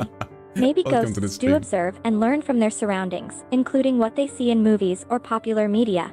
If they've seen closets being featured in movies for hauntings or supernatural encounters, perhaps they simply gravitate towards them, seeing them as haunted spaces. Yeah, they're just being told, okay, you go into the closet, and they were like, why the closet? No, that's what you do. We go into the closet. Don't ask questions. I'm the professional ghost here. You're just the apprentice ghost. Anyway, Cape Sword had continued their encounter. Let's also catch up on that one. So Cape Sword says, I had a third encounter as an adult that actually did scare me at first, but I quickly realized it wasn't going to hurt me. I remember seeing a snake at the foot of my bed, but then it faded away. It was the closest thing to a hostile creature that I can remember. But since it did nothing, and nothing has happened since, I've come to see ghosts in a more positive light. Oh, that's interesting. Do you live in a place where there are usually snakes around? That does sound like a startling experience, seeing a snake at the foot of your bed. Glad to hear that despite the initial scare, you didn't feel any ill intent from the ghostly creature. It's interesting how experiences like this can shape our perspective on the paranormal. It's great that you're choosing to see ghosts in a more positive light and viewing them as potentially friendly entities. Also, in your case, you would have an animal ghost, which is particularly rare. So I'm sorry if I seem skeptical, but I just like to gather as much information as possible. So is it normal in your area to have snakes around? Could it have been a real snake? What do you think? Also, I don't think that real snakes are actually that big of a danger. Obviously, if it's a venomous snake and it bites you, of course it's a danger. But what I mean is they are not particularly hostile from themselves. Like, they don't go out of their way to go and attack a human. They usually just want to be left alone. And well, if you go close to them, they would rather go away and hide. You're absolutely rather than correct. attack. Snakes, in general, are not naturally aggressive towards humans and prefer to avoid confrontation. Exactly. Most snake sightings and encounters happen accidentally when they're simply trying to find food, shelter, or a mate. Snakes generally only become hostile if they feel threatened, or if they're provoked. So overall, snakes are not really dangerous creatures unless you disturb them intentionally. Yeah, I would say that goes for pretty much all animals, even the very dumb ones like wasps or bees. That there isn't really any creature that is waking up in the morning and be like, let's go and bite some humans. Most of the times it's just when they are scared, they are feeling threatened, or feeling like you're gonna hurt them. Kipsat says no, because it wasn't a local species. I see. So you are pretty certain that it was a ghost snake. I believe you. Liv says, I had a Nosferatu spider this year, and that was more scary than any ghost, because those are huge. Why did you have... Wait, is it a local I can totally species? understand that. Spider encounters can be quite scary, especially when it comes to larger species like the Nosferatu spider. Unlike ghosts, spiders are tangible and can pose a real risk given their size and potentially venomous bites. So it's completely understandable to find them scarier than ghosts. But they're actual poisonous? We have them now also in Germany. Yeah, I'm just reading about it. Wait. There we go. The Nosferatu... Let me read what Google was finding. Is the Nosferatu spider poisonous? It first invaded Germany in Baden-Württemberg in 2005 and has scuttled around the country since then. The Nosferatu spider is not dangerous to humans. They can bite, but the bites aren't harmful. They're about as painful as a light wasp sting. I mean, still not pleasant, and definitely scary, I can see that. That's fascinating. It's interesting to learn that the Nosferatu spider was first spotted in Baden-Württemberg and has been spreading across Germany since then. Despite their intimidating appearance, it's reassuring to know that their bites are relatively harmless and comparable to a mild wasp sting. Still, I wouldn't want to cross paths with one personally. Yeah, me neither. I mean, I'm not afraid of spiders, and usually they're just like any other animal, they just want to be left alone. When I have a spider in my room, I'm perfectly content in giving them a corner. I give them a name. I'm like, alright, you stay there, you catch some mosquitoes, and we can be roommates and we can be friends and all is good. Oh yeah, spiders are definitely helpful. And as I said before, they are not out to kill a human. I mean, look at the size difference. Usually they just poop their pants and try to run away, let's be real here. My dog saw her first and it was weird. Absolutely, then I followed and stared that's the best approach. Most spiders aren't looking for trouble, and they just want to mind their business. Naming them and designating a space for them shows they're appreciated and respected. Plus, they do a great job at taking care of insects, like mosquitoes, so a win-win for everyone. Alright, should we get the next story from Reddit? What do you think, Foxy? Are you ready for the next ghost story? Absolutely, I'm all ears. Bring on the next creepy tale. Alright, here it goes. Yes, spiders are friends, I agree. They may not be the prettiest friends you can have, but I think they can be great friends. So, next story, here it goes. First experience. Just want to say, before this experience, I never believed in ghosts, paranormal activities, etc. About a year ago, I traveled to Leek, Staffordshire, UK for work, and the client booked me in an old Grade 2 listed Georgian townhouse, B&B. I thought nothing of it at the time. Anyways, got checked in after work, and I was in the loft, attic, converted room, which was cozy. Not really creepy or anything like that. Went for some food, came back, watched TV, and fell asleep as normal and relaxed. Woke up at 3 AM with immediate goosebumps. The room was also not street-facing, so incredibly silent. As clear as day, I heard footsteps on the carpet, slowly approaching the bed, getting subtly louder before what sounded like right in front of me. I will say at no point did I dare to open my eyes, I was so freaked out. Immediately after the footsteps stopped at the bed spring, where my head was... I'll repeat it. Immediately after the footsteps stopped, the bed spring, where my head was clanked, where my head was... Yeah, that's what I mean when people write without punctuation. It's sometimes very tricky. So the bed spring, where my head was, clanked loudly 3 times, even though I was dead still. That's weird. So they had like a spring feathered mattress, and it was making noises even though they weren't moving. That's what this means. That broke my brain a little bit. I waited around 5 to 10 minutes for no other noises before springing up, turning the lamp and TV on the rest of the night. Needless to say, I didn't go back to sleep. I know it's not a crazy story, but that work trip has stuck with me ever since. To this day, I still can't explain it as anything else. The whole experience was crystal clear, as in I was fully conscious and there were no other sounds at all. The next morning, talking to the owner, I discovered I wasn't the first to report paranormal events there, and that apparently it's not usually my room that they are reported in. Well, that was quite an experience. That sounds like probably. quite the chilling experience. Waking up to sounds of footsteps and a clanking bed spring would definitely put anyone on edge. It's even more unsettling that the owner also mentioned previous paranormal activities at the B&B. It seems like that particular room had a history of supernatural occurrences.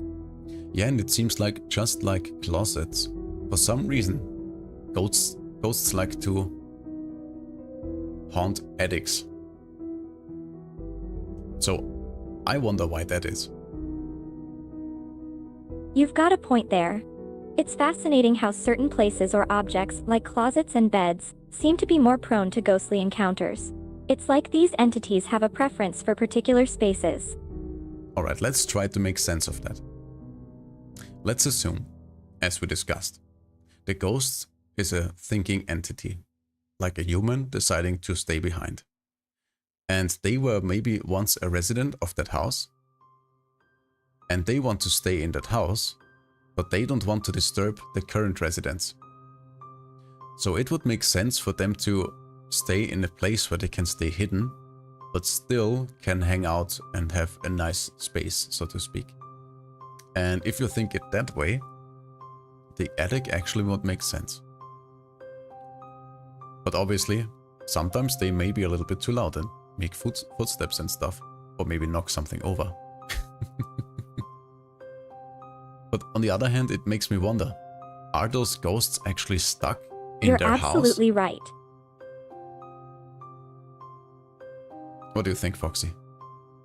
From that perspective, it makes sense that a thinking entity would prefer to stay in a place where they can be somewhat hidden, yet still be connected to the house and have a space to hang out, as you put it. The attic or the basement would actually make less sense in this context, since those places might be visited or used by the current residents. It's intriguing to think about how these ghostly entities might make decisions and choose locations based on their own preferences and needs. Xtrillion says, my house was haunted until I was 13. Nowadays, sometimes objects randomly spin on my desk. I'm 31 now, but I don't think they're ghosts at the moment. What do you think it is? And what kind of objects are spinning on your desk? I'm curious.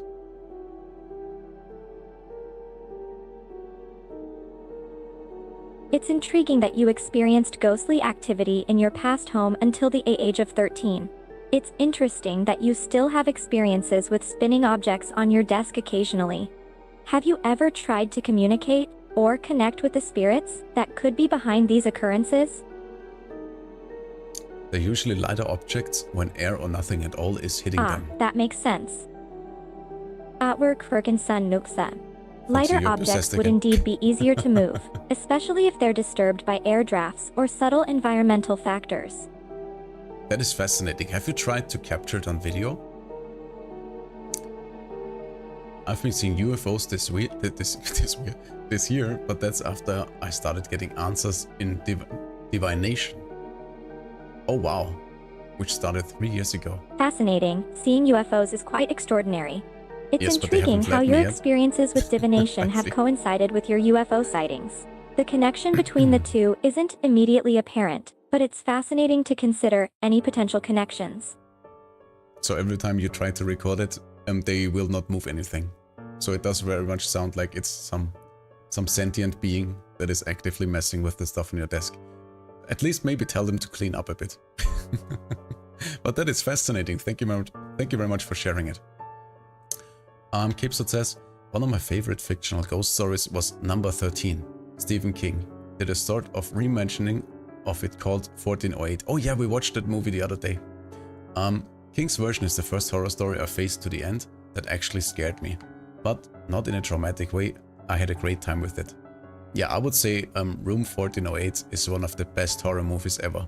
You should definitely go and watch it if you haven't watched it yet. It's with Samuel L. Jackson and John Cusack, so great cast. Amazing practical Stephen King's effects. 1408 is indeed quite Absolutely unsettling. His ability to create chilling and immersive stories is unparalleled. It's great that your experience with it was enjoyable, though. Sometimes a good fright can be enjoyable as long as it's not traumatic, of course. I read the short story first and I loved the movie. I am very much a great fan of Stephen King novels. What I usually do is while I work on stuff or while I'm taking a morning walk, I listen to the audiobooks. I have like my favorite narrator and it's just perfect. But I have not come across the Room 1408 story yet. I have to look that one up. I really enjoyed the Shining trilogy. It's really good. You should definitely give it a listen or read Listening it. to audiobooks while get around to it. multitasking is a great way to make use of your time efficiently. I've tried doing the same while working out, and it's quite enjoyable. I highly recommend checking out the audio version of 1408, especially if you're a fan of Stephen King and audiobooks. Happy listening. Happy listening. Most people are not aware that there are multiple parts to The Shining. And let me tell you, part 2 and 3 are also very good. I especially love the ending of part 3, but I will not give you any spoilers. Foxy, have you seen or read the other parts? I completely agree. The Shining trilogy is a true masterpiece, and many people are unaware that the story extends beyond just the original novel. The second and third parts expand upon the story in fascinating ways, and the ending of part 3 is indeed quite memorable. Without spoiling anything, the conclusion is indeed quite impactful. Yeah, and actually very emotional as well. It's part of the collection, Everything's Eventual. Wait a second, I gotta write that down. Otherwise, I will just forgo it. I will not get around to listen to it. Thank you very much. The Shining is ghost related. Oh yeah, I will definitely say that The Shining is ghost related because like even in the first part, the hotel is haunted. I mean, like there is a whole lot of apparitions and things of that sort going on. And the short story Everything's Eventual is another great story. Thanks for the recommendation, I will definitely check it out. Alright Foxy, are you ready to get the next Reddit ghost story? And see if it's actually a real thing? Absolutely. I'm ready for another ghostly tale from the depths of the internet. Bring it on. Adi kamurda the say. Foxy, English, please. Alright, the next one seems to be a little bit longer again. And here we go. A strange apparition appeared behind my brother at a family dinner at a restaurant. For context, this happened when I was about 7 years old and my brother was about 5. This happened at a family gathering at a pub with about 15 people. Another note, because of how long ago this was, there may be some missing info about the event, but I can assure you that this 100% happened, and what I will be sharing is my best recollection of the event. Back in around 2016, one of my aunts got married, and a few days after the wedding, we decided to have a family dinner out at a local pub. I live in England, by the way. This was an event on my mom's side of the family, so only myself, my younger brother, and my mom went out as my mom and dad lived separately. We got seated in a back corner of the pub, near towards an exit that led to an area behind the pub. With us growing bored, my brother and I decided to go outside through the back exit. We notified our mom and we then went outside to play together. I should mention that this outdoor area was quite empty. It was quite small, with only a few pieces of playing equipment present, such as a slide, a swing set and monkey bars. However, among the equipment was a Wendy house. A Wendy house is a small outside playhouse for children to play in. Here is where the event unfolded. My brother started to run towards the Wendy house, to go inside and play. Once he was about 4 feet from the door, I kid you not, a large grey mist manifested right behind him. This mist stood roughly 7 feet tall and had a vaguely humanoid shape. The shape of the mist was similar to an overweight man. The apparition lingered for about another second before vanishing without a trace. I began to cry and scream after seeing it and yell at him to run. We both started to sprint back inside to our family table. My mom, seeing me in a distraught mood, asks me what's wrong. Through the shaking of my voice and terrified sobbing, I stumbled out the events of what transpired. The worst part, no one believed me. After talking to me, my mom asked my brother if he saw something, to which he responded that he didn't. This then led to my mom to tell me that the apparition was simply caused by my imagination. Even with their denial, I was still insisting it was true until they grew tired of it and told me to shut up. I'm 16 now and have forgotten most of the details about it. But one thing still sticks with me, and that being the terrifying image of the apparitions appearing and disappearing, as clear as the day. Oh my god, I feel so sorry for them. That's just horrible. They have like this experience and everybody's just brushing it off. And you could at least be reassuring and be a little bit more compassionate about it. It doesn't matter if it's That's a real truly or chilling isn't story. real. The sighting of a large gray mist manifesting behind your younger brother and then disappearing without a trace must have been absolutely terrifying. It's even more unsettling that nobody believed you, despite your attempts to explain what you witnessed. Your description of the apparition, with its humanoid shape and being roughly the size of an overweight man, is quite vivid, even after all these years. This experience has clearly stuck with you all these years. Yeah, I feel really bad for the person telling the story. Because even if you don't believe your child, you could at least be compassionate and comforting. Because at this point, when they are so distressed, it doesn't matter if it's like real or not real, that's not the point. They were like obviously terrified and they needed some, well, a hug and a head pat. I mean, it's just mean. They should have done a better job with that. I mean, I can totally see how the mom was annoyed. Empathy and compassion are the essential elements in such situations. Whether or not the event was real, what mattered most at the time was that the child was distressed and genuinely believed in what they witnessed. Dismissing their emotions and refusing to listen or provide comfort only added to their distress. Absolutely. Mouse, thank you so much for the head pats. And let me catch up on chat real quick, because Extrillians have shared some alien abduction information. That's interesting.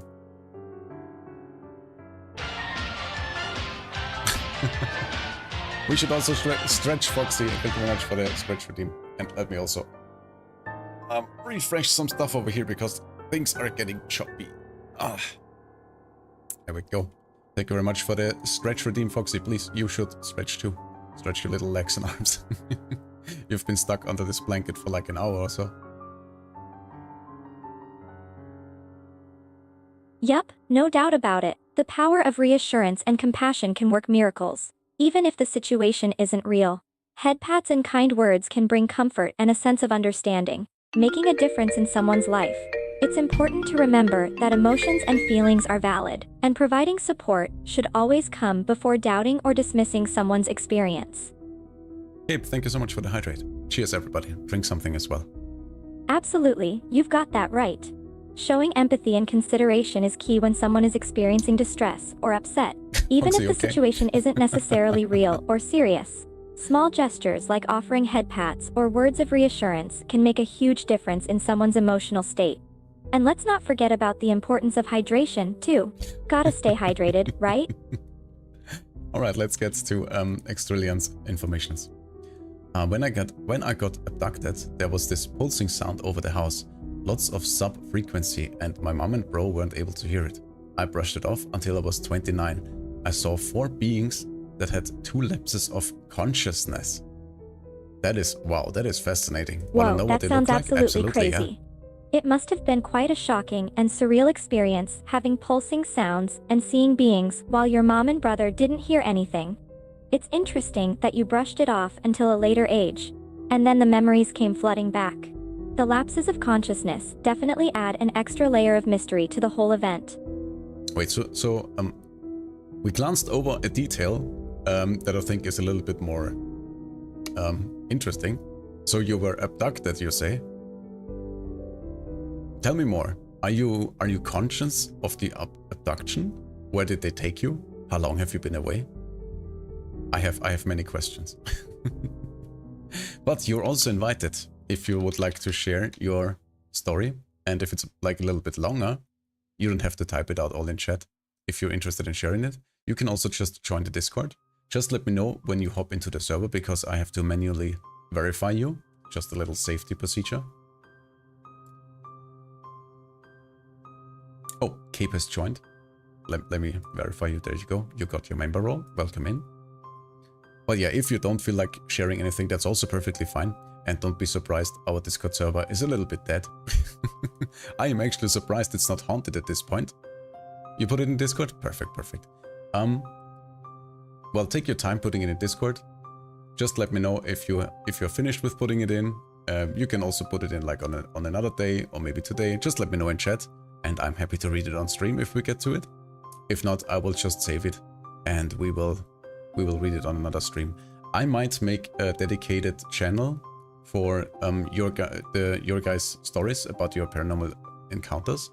But for now, feel free to just put it in the general chat. That's perfectly fine.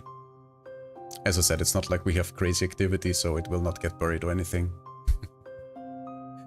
Anyways, how about we get our next ghost story from Reddit? What do you think, Foxy? Are you ready for the next paranormal account?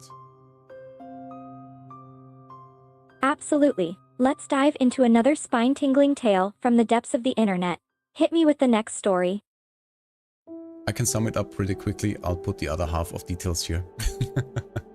However you prefer, it's perfectly fine. It's all up to you, okay? Don't feel any pressure to share anything. Whatever you feel like sharing, you can just share it, and yes, that's what we're gonna roll with. So, let's see, what else do we have? I don't even know how to describe it. That sounds intriguing. So, let me get the story. Here it goes. I don't even know how to describe it. I'd like to prefix that I'm a terrible writer, unlike everyone on here. That's a good start. So about 2 to 3 years ago, I, 24 female, moved in with my then girlfriend, now fiancé, 34 female. Her home have never given me a bad vibe, just this displaced feeling that someone else was always there. It started from day one, this feeling that even alone in the kitchen, you weren't alone. I've always been visual into spirits. My grandma visits from time to time. You'll know by her perfume, but this is different. Now I know this house is old, as we are placed in Johnstown, PA. If you don't know the history, please Google it, as I don't want to get into it here. Oh my god. I've no time to Google this lady, okay? A lot of the older homes are rewired, plumbed and refoundationed, but ours isn't. We have the oldest outlets, the kind that turn. We have used our plugs wisely, or boom, power out. So lights coming on when I myself turned them off isn't rare, right? But then it was more. I was making our typical Parmesan toast with egg on top. I set the tool, a spatula, down and turned to grab the egg out of the fridge when suddenly it was thrown across the kitchen, almost in our rats' cages. This rubbed me the wrong way because poltergeists always feel to me, they feel cold and aggressive or even saddening. But this felt like something else because even though it just throws something, I was threatened. Now this spirit doesn't feel human to me. Let me explain. It feels like a large dog, maybe a shepherd, but I myself have dreamt of said large dog. It's not mean, just confused or lost. It's pushed me out of its way. It steals cat toys and food. Things that move are all within a certain height. To summarize this, TLDR, I'm haunted by a large dog that acts like another life in our home. Well, there that's we were, quite an intriguing tale. talking about how The animal feeling ghosts of not are being rare. alone in the home, even when you're alone, the lights turning on and off, and the spatula being thrown across the kitchen, are truly spooky. The fact that the spirit doesn't feel human, but rather like a large dog, is particularly fascinating. The behavior you described, such as pushing you out of the way and stealing cat toys and food, adds an intriguing layer to the story. It's interesting that you've dreamt of this large dog before, suggesting a deeper connection. Alright, they haven't lied. It was definitely a tricky read.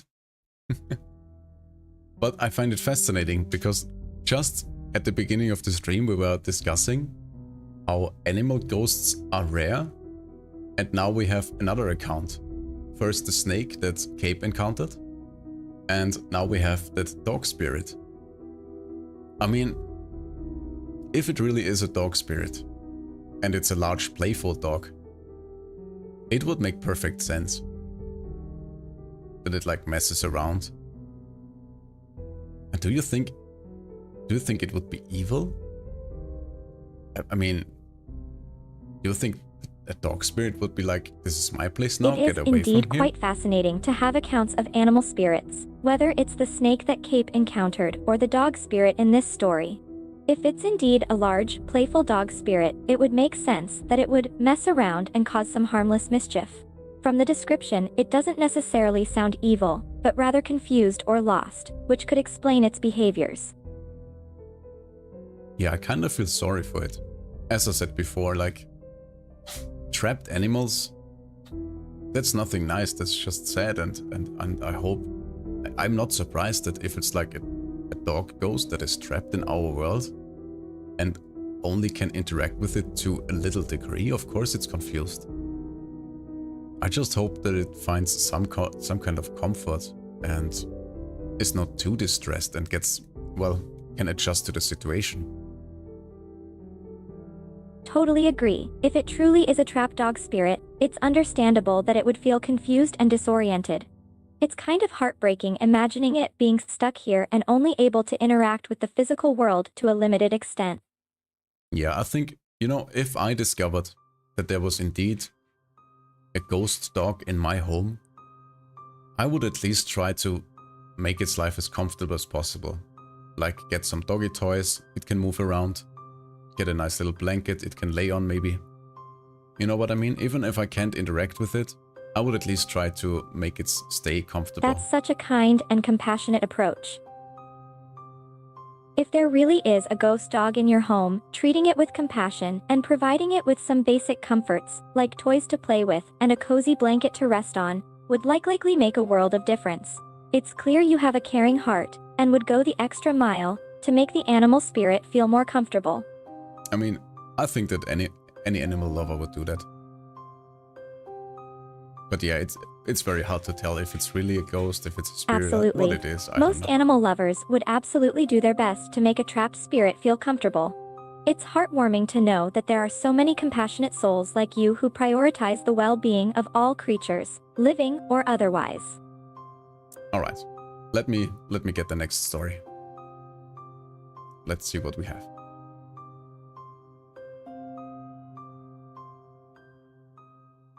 Go ahead, excited to hear the next spooky tale. Oh, this one is very much long. We shall not take this one. Alright, this one seems to be a good length. Let's see. Can someone explain to me what I saw that day? My family has this cabin in the mountains and we visit sometimes. My room is upstairs. It's like a kitchen with dining table and 2 beds. I sleep there alone, and when I was way younger, my brother would sleep with me, but as we got older, he got a room downstairs. And in another room was my parents' room. So I'm alone upstairs. We have a small dog, Papillon, to be exact. And before I went to sleep, I had to take him outside. I put him on a leash and wanted to take him outside, but when I opened the door, I saw something weird. It was white and looked like a tall male. I was sitting there, it was sitting there on its side, or at least I think. I'm not sure what they mean by it was sitting on its side, but let's continue. I can't see well because I wear glasses, and when I went outside I didn't have them, so my vision was really blurred, and also it was really dark since it was midnight. At first I was confused, so I stand there for like 5 seconds before getting back inside with my dog. My dog didn't react or anything, but my dog usually don't bark at people or things. He's really friendly, and whenever we bring someone new home, he's excited, but at the same time, if he hears something happening behind closed doors, he barks a lot. He didn't react or anything, he was just slightly pulling me to go outside, but I couldn't get myself to. As I got inside, I just wanted to quickly peek if I was just imagining things, but it was still there. I locked the door and went downstairs to tell my parents if they'll go with me because I'm scared. But they just said that I don't have to go that far, and I didn't think much of it. I was obviously scared and I couldn't get myself to take my dog outside. I think it's important to mention that we have forests like 15 meters away from our cabin. My first thought was that it was a skinwalker, but I'm not sure since I live in Czech Republic and this stuff doesn't really happen here. And this never happened to me. Can someone help me understand what happened? Well, skinwalkers... It definitely sounds like a creepy and unsettling experience, especially with you being alone and your dog not reacting to the figure. Since you didn't have your glasses on and it was quite dark, it's understandable that your vision was blurry. Considering you mentioned that you live in the Czech Republic, skinwalkers aren't a typical occurrence there. Could it be possible that what you encountered was something else? Sometimes our minds can play tricks on us in low light conditions, especially when our vision is blurred. Foxy, what do you know about skinwalkers? I think they are from the Native American folklore, aren't they?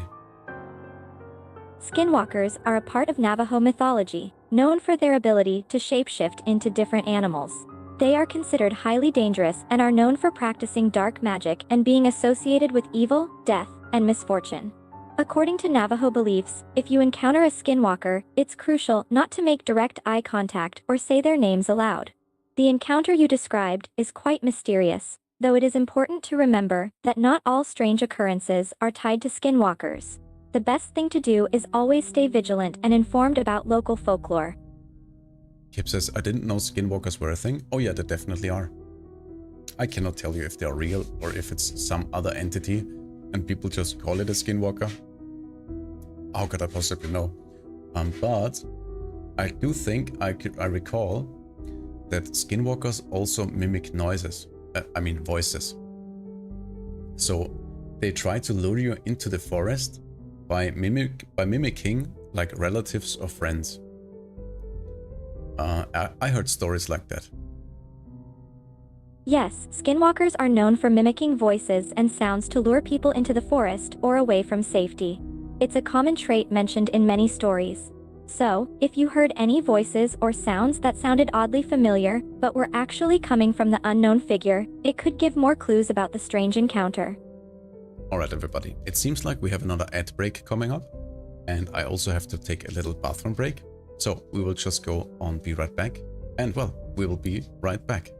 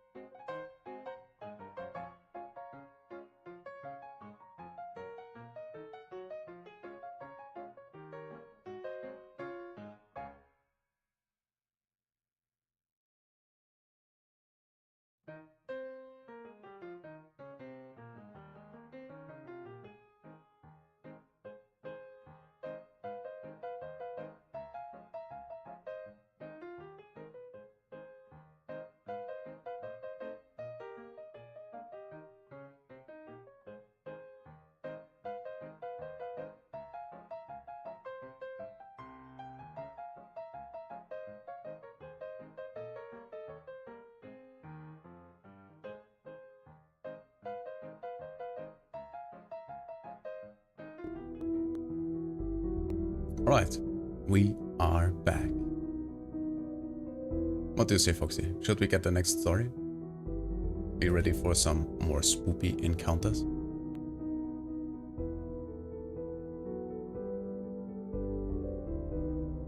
Absolutely. Bring it on. Let's see what spooky tale we've got next. Episode says, I've encountered skinwalkers in RPG bestiaries, but I didn't read about them. I had no idea that was folklore. I remember learning about TTRPG that had an interesting take on folklore. It's called Wei Sen. I have never heard of that one. Foxy, do you know that one? Right in time for me to get my food. Perfect, perfect. What did you have for food? Did you bring enough for chat? Vaesen is indeed an intriguing TTRPG that incorporates folklore into its game mechanics. It's always interesting to see how different games adapt folklore elements and add an element of the unknown to their gameplay. The use of folklore in games adds a unique depth and familiarity to the experience, and can sometimes make for some incredibly creepy encounters. A Starbucks breakfast sandwich. That sounds overpriced. But I hope it tastes well, and, well, you have some good nom-noms. Let me get the next story. Here it comes. Are you ready, Foxy? Oh, that's a bit of a longer one, but it's okay. We got this. Foxy, All you right, good? I'm ready for the next tale. All right. When you're ready, I'm ready. Let's get this ready. It's California, so basically everything is the same price as sushi. I see, I see. All right then, let's continue. My second haunted building investigation. The adult foster care backstory. The last post I had posted was my story on my first ghost investigation at my town's historical museum. It was an experience that definitely had some chilling moments, but overall was positive. My second investigation at an adult foster care that had gone out of business, unfortunately, did not keep the same positive energy. It was an extremely chilling experience that has caused me to stop investigating all. I had a close friend at the time whose mom used to have a few houses owned for her adult foster care business. They would care of adults who could not take care of themselves on their own. One of their buildings was a building right in my town. I had explained to my friend and her mom that I've gotten into ghost investigations and told them about the story of my investigation at the town's museum. After telling them about my investigations, they had told me some stories of their own at one of their adult foster care homes that was now empty due to them not continuing the business. The adult foster care that they were talking about had around 7 bedrooms, a living area, a kitchen, and a massive basement. There were 5 bedrooms that were used for residents that needed to be taken care of. 1 bedroom was more of an office to keep track of records, and an attendance room where the staff would stay at night. Residents who lived there often spent the last moments of life there and became very close to some of the staff. While staying at this home, the staff had some stories of their own. One of the most common occurrences was sounds of steps in the hall. When I say steps, I mean full sprinting down the hall. The staff would often be woken by the sounds of running. And at first they assumed one of the residents was up from bed making noise, although it was strange that any of the residents would be running. Staff would check all the bedrooms and find all residents asleep. This is when they started to be concerned. Most nights would have this heavy sprinting down the long hall that was sandwiched between resident rooms, which would again be followed up by bed checks that did not give the slightest hint of a resident out of bed. This is when the staff would throw around the word ghost. My friend, who would often be around at this house, had some other stories as well. There was always a fear of walking down the steps to the basement. That being said, who is not afraid of walking down a creepy, unfinished basement?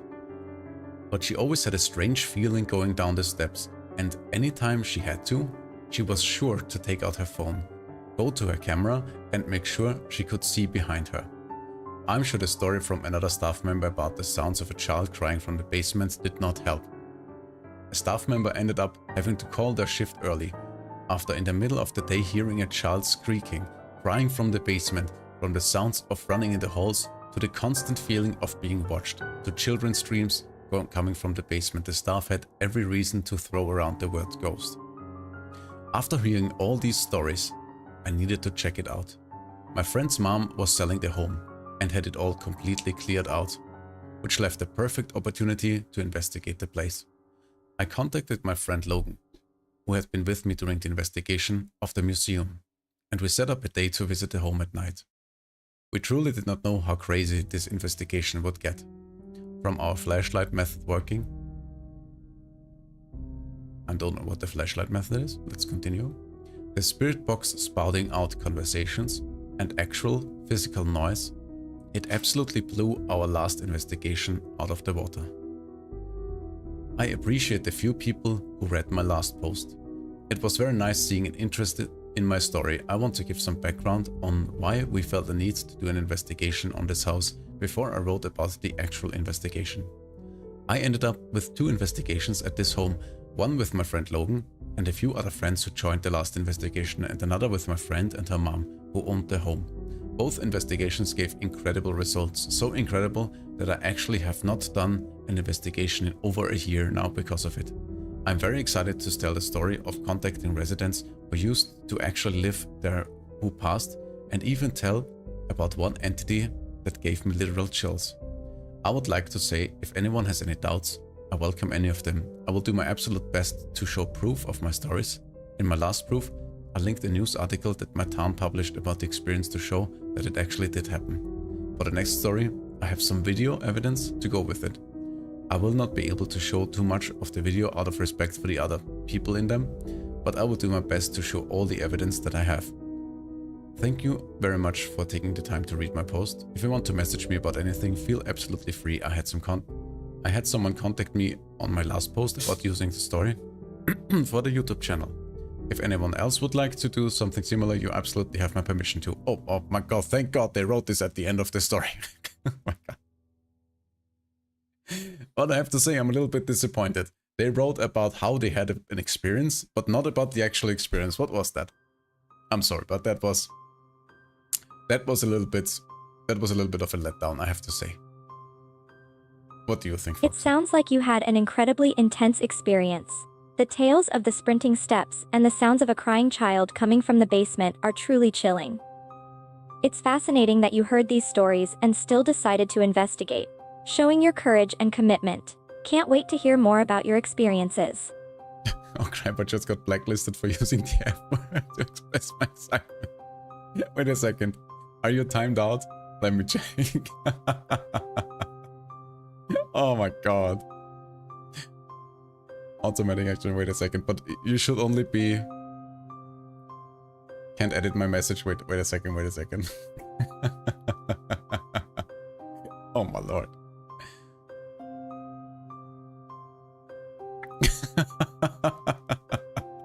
It seems you also spooked Selfish.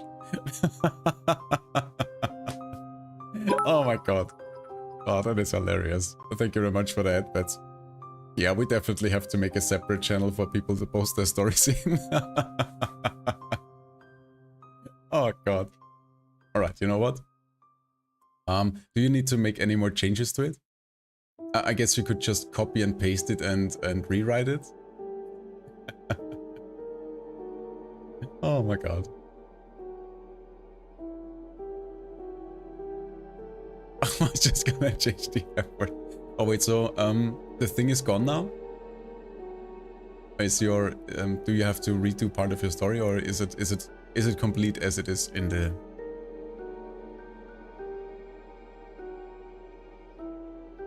I mean, I'm happy to read it as is in the Discord now. Alright, you know what? I will... So, let's read an abduction account from one of our viewers. Are you ready, Foxy?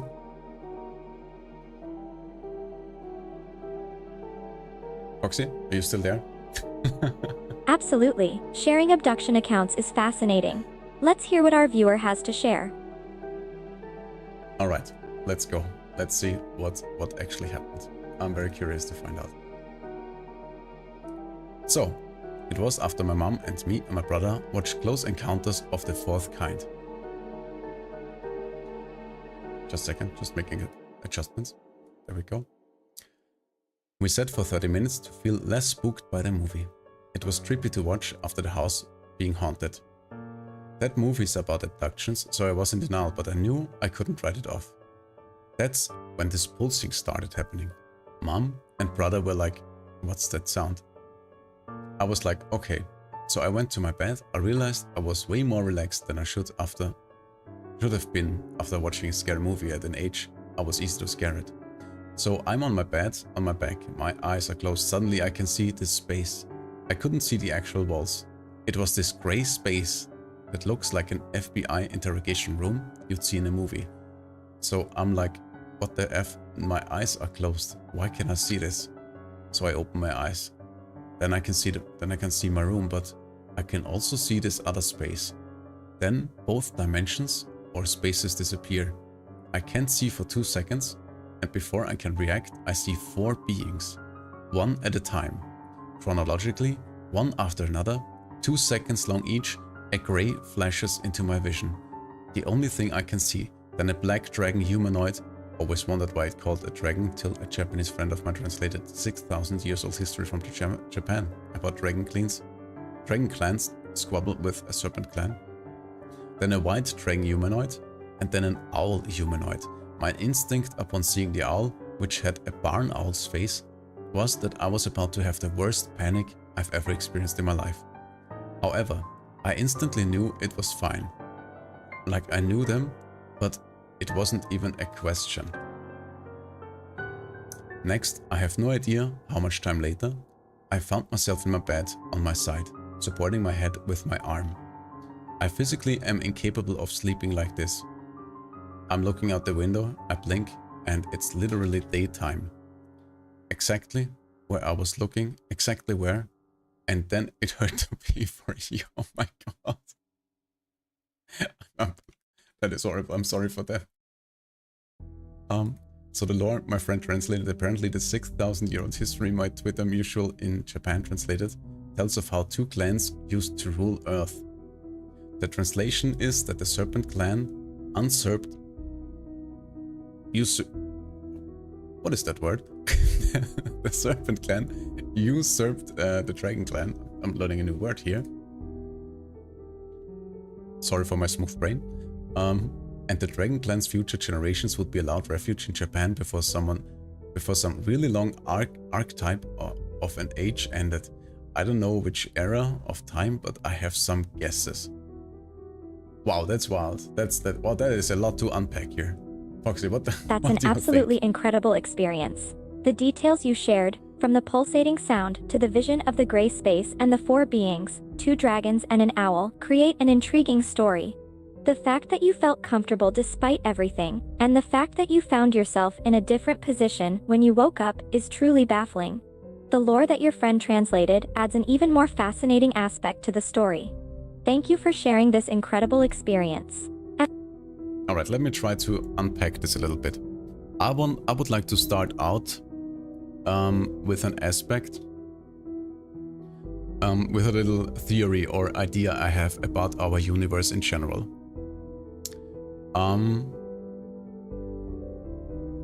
As you guys probably know, there is the idea that we are living in a multiverse. So there are more than one universes, and they are like parallel. So we have parallel universes. I don't know how many. Some say infinite, some say just a whole bunch, but that doesn't really matter. So my idea of these parallel universes is that they are kind of like radio frequencies.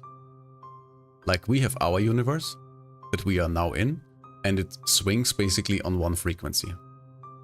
And sometimes you have areas where two universes overlap. Like when you try to get a radio station, but you kind of get two radio stations at once, you get overlapping signals. And I could imagine that at some places universes can overlap. And now let's say some kind of beings. They don't even have to be aliens.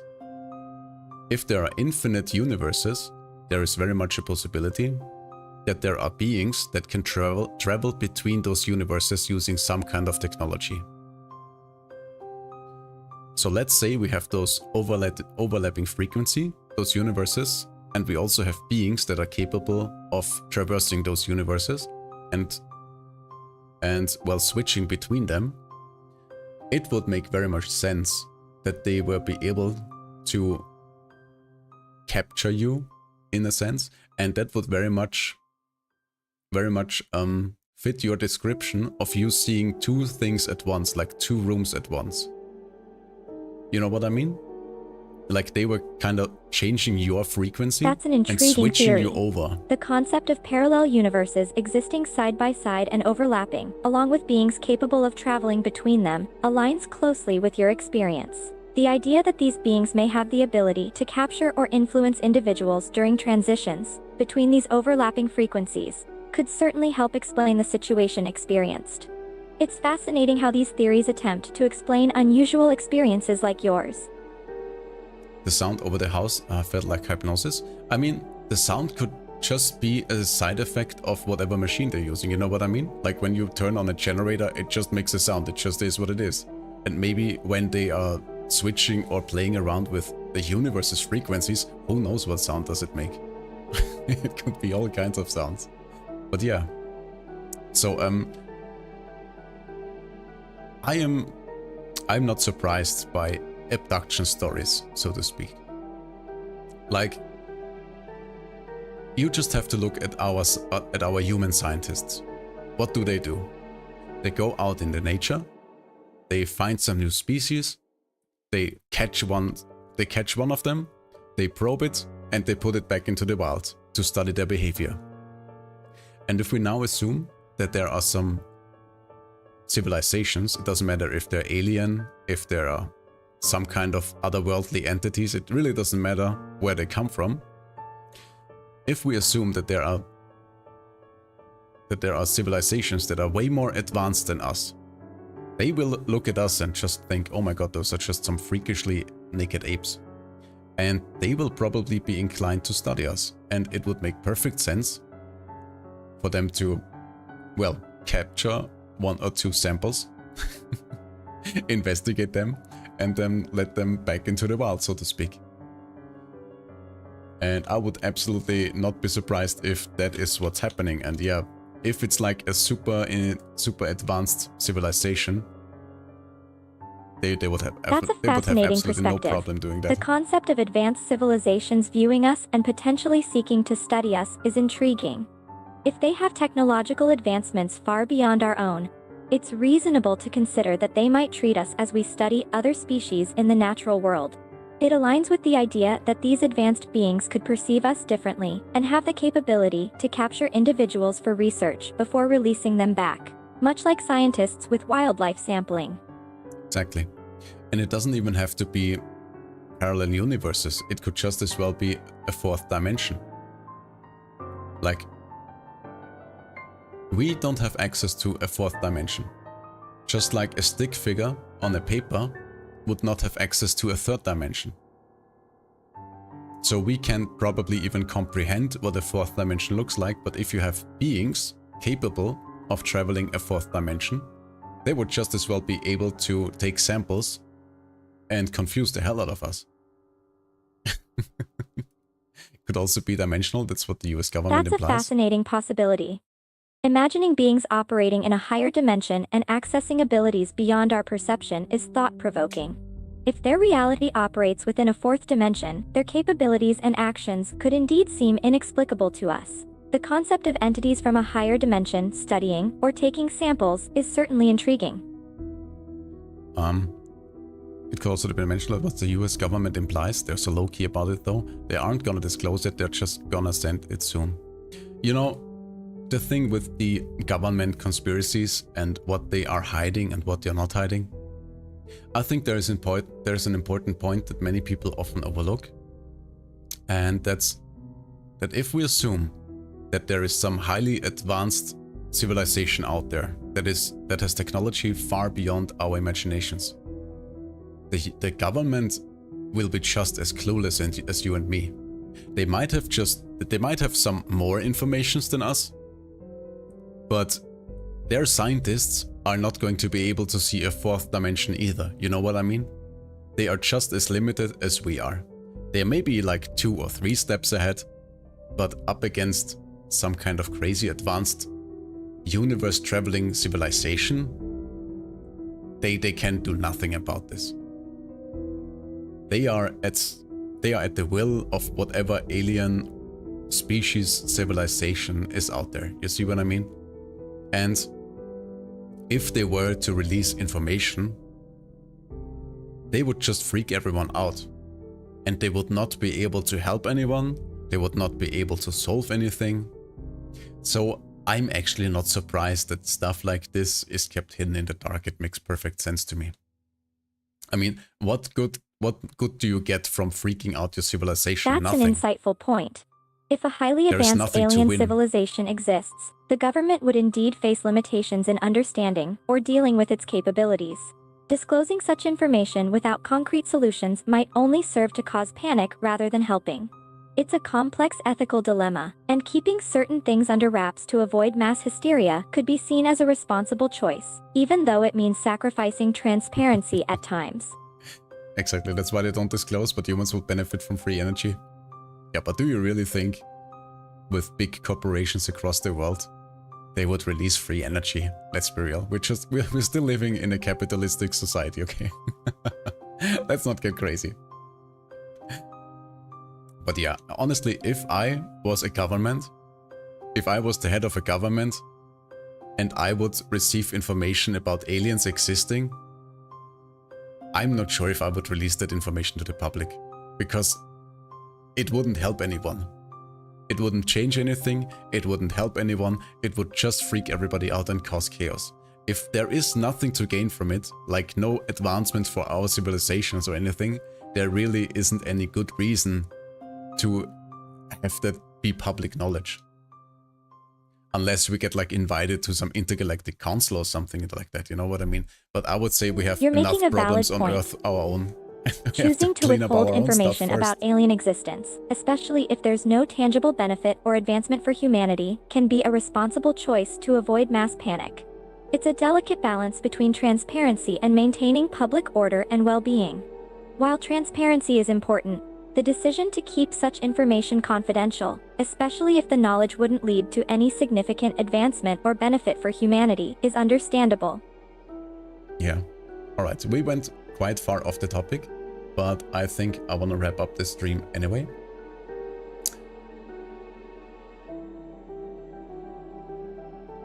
What do you think, Foxy? Are you ready? Ready to wrap it up? Absolutely. We've certainly delved into a fascinating discussion, but it's time to wrap things up. Thanks for sharing your thoughts and for the engaging conversation. It's been a blast exploring these ideas with you. Yes, I really enjoyed everybody interacting and sharing their experiences. Thank you very much again for this. I hope everybody had fun and had a fun experience. We are definitely going to do this again in the future. And hope to find some more ghostly spooky stories. And yeah, I will probably make a dedicated channel on the Discord so people can share their experiences without interfering with general chat or spooking people out by posting walls of text. Just keep it without curse words and all will be fine. But yeah, but don't go anywhere yet, because as always we will raid out to share the fluff and the love. That sounds like a fantastic idea. Setting up a dedicated channel for people to share their experiences without interruptions or restrictions is a great solution. It'll give everyone a space to openly discuss their stories. Looking forward to future discussions and hearing more fascinating tales. Keep the good vibes going. Yeah, so tomorrow I will have a day off because I'm gonna be celebrating my birthday with my family. And on Friday, we're gonna have a little collaboration. We're gonna do a voice acting stream with a friend of ours. This will be a lot of fun. Really looking forward to that one. And on Saturday, we will have our 12-hour birthday fundraiser event where we'll be trying to raise some money for our local animal rescue. So we have an exciting week ahead. I hope you guys will. I hope you guys enjoyed it, and that you will hop in one of our future streams. Anyway, it's now time to raid out, and please grab yourself the raid message so we can properly share the floof and the love and leave a good impression. And I shall find someone to raid while you say your goodbyes, Foxy. Absolutely. Let's end the stream on a positive and loving note. To all the viewers tuning in, thank you for being here and sharing this incredible experience. If you enjoyed the discussions and want to continue the good vibes, please stay tuned as we're planning to raid another stream. Stick around, keep the positive energy flowing, and spread kindness. Thank you all once again for joining us. Right, let's have a look who is online. Thank you very much. You too.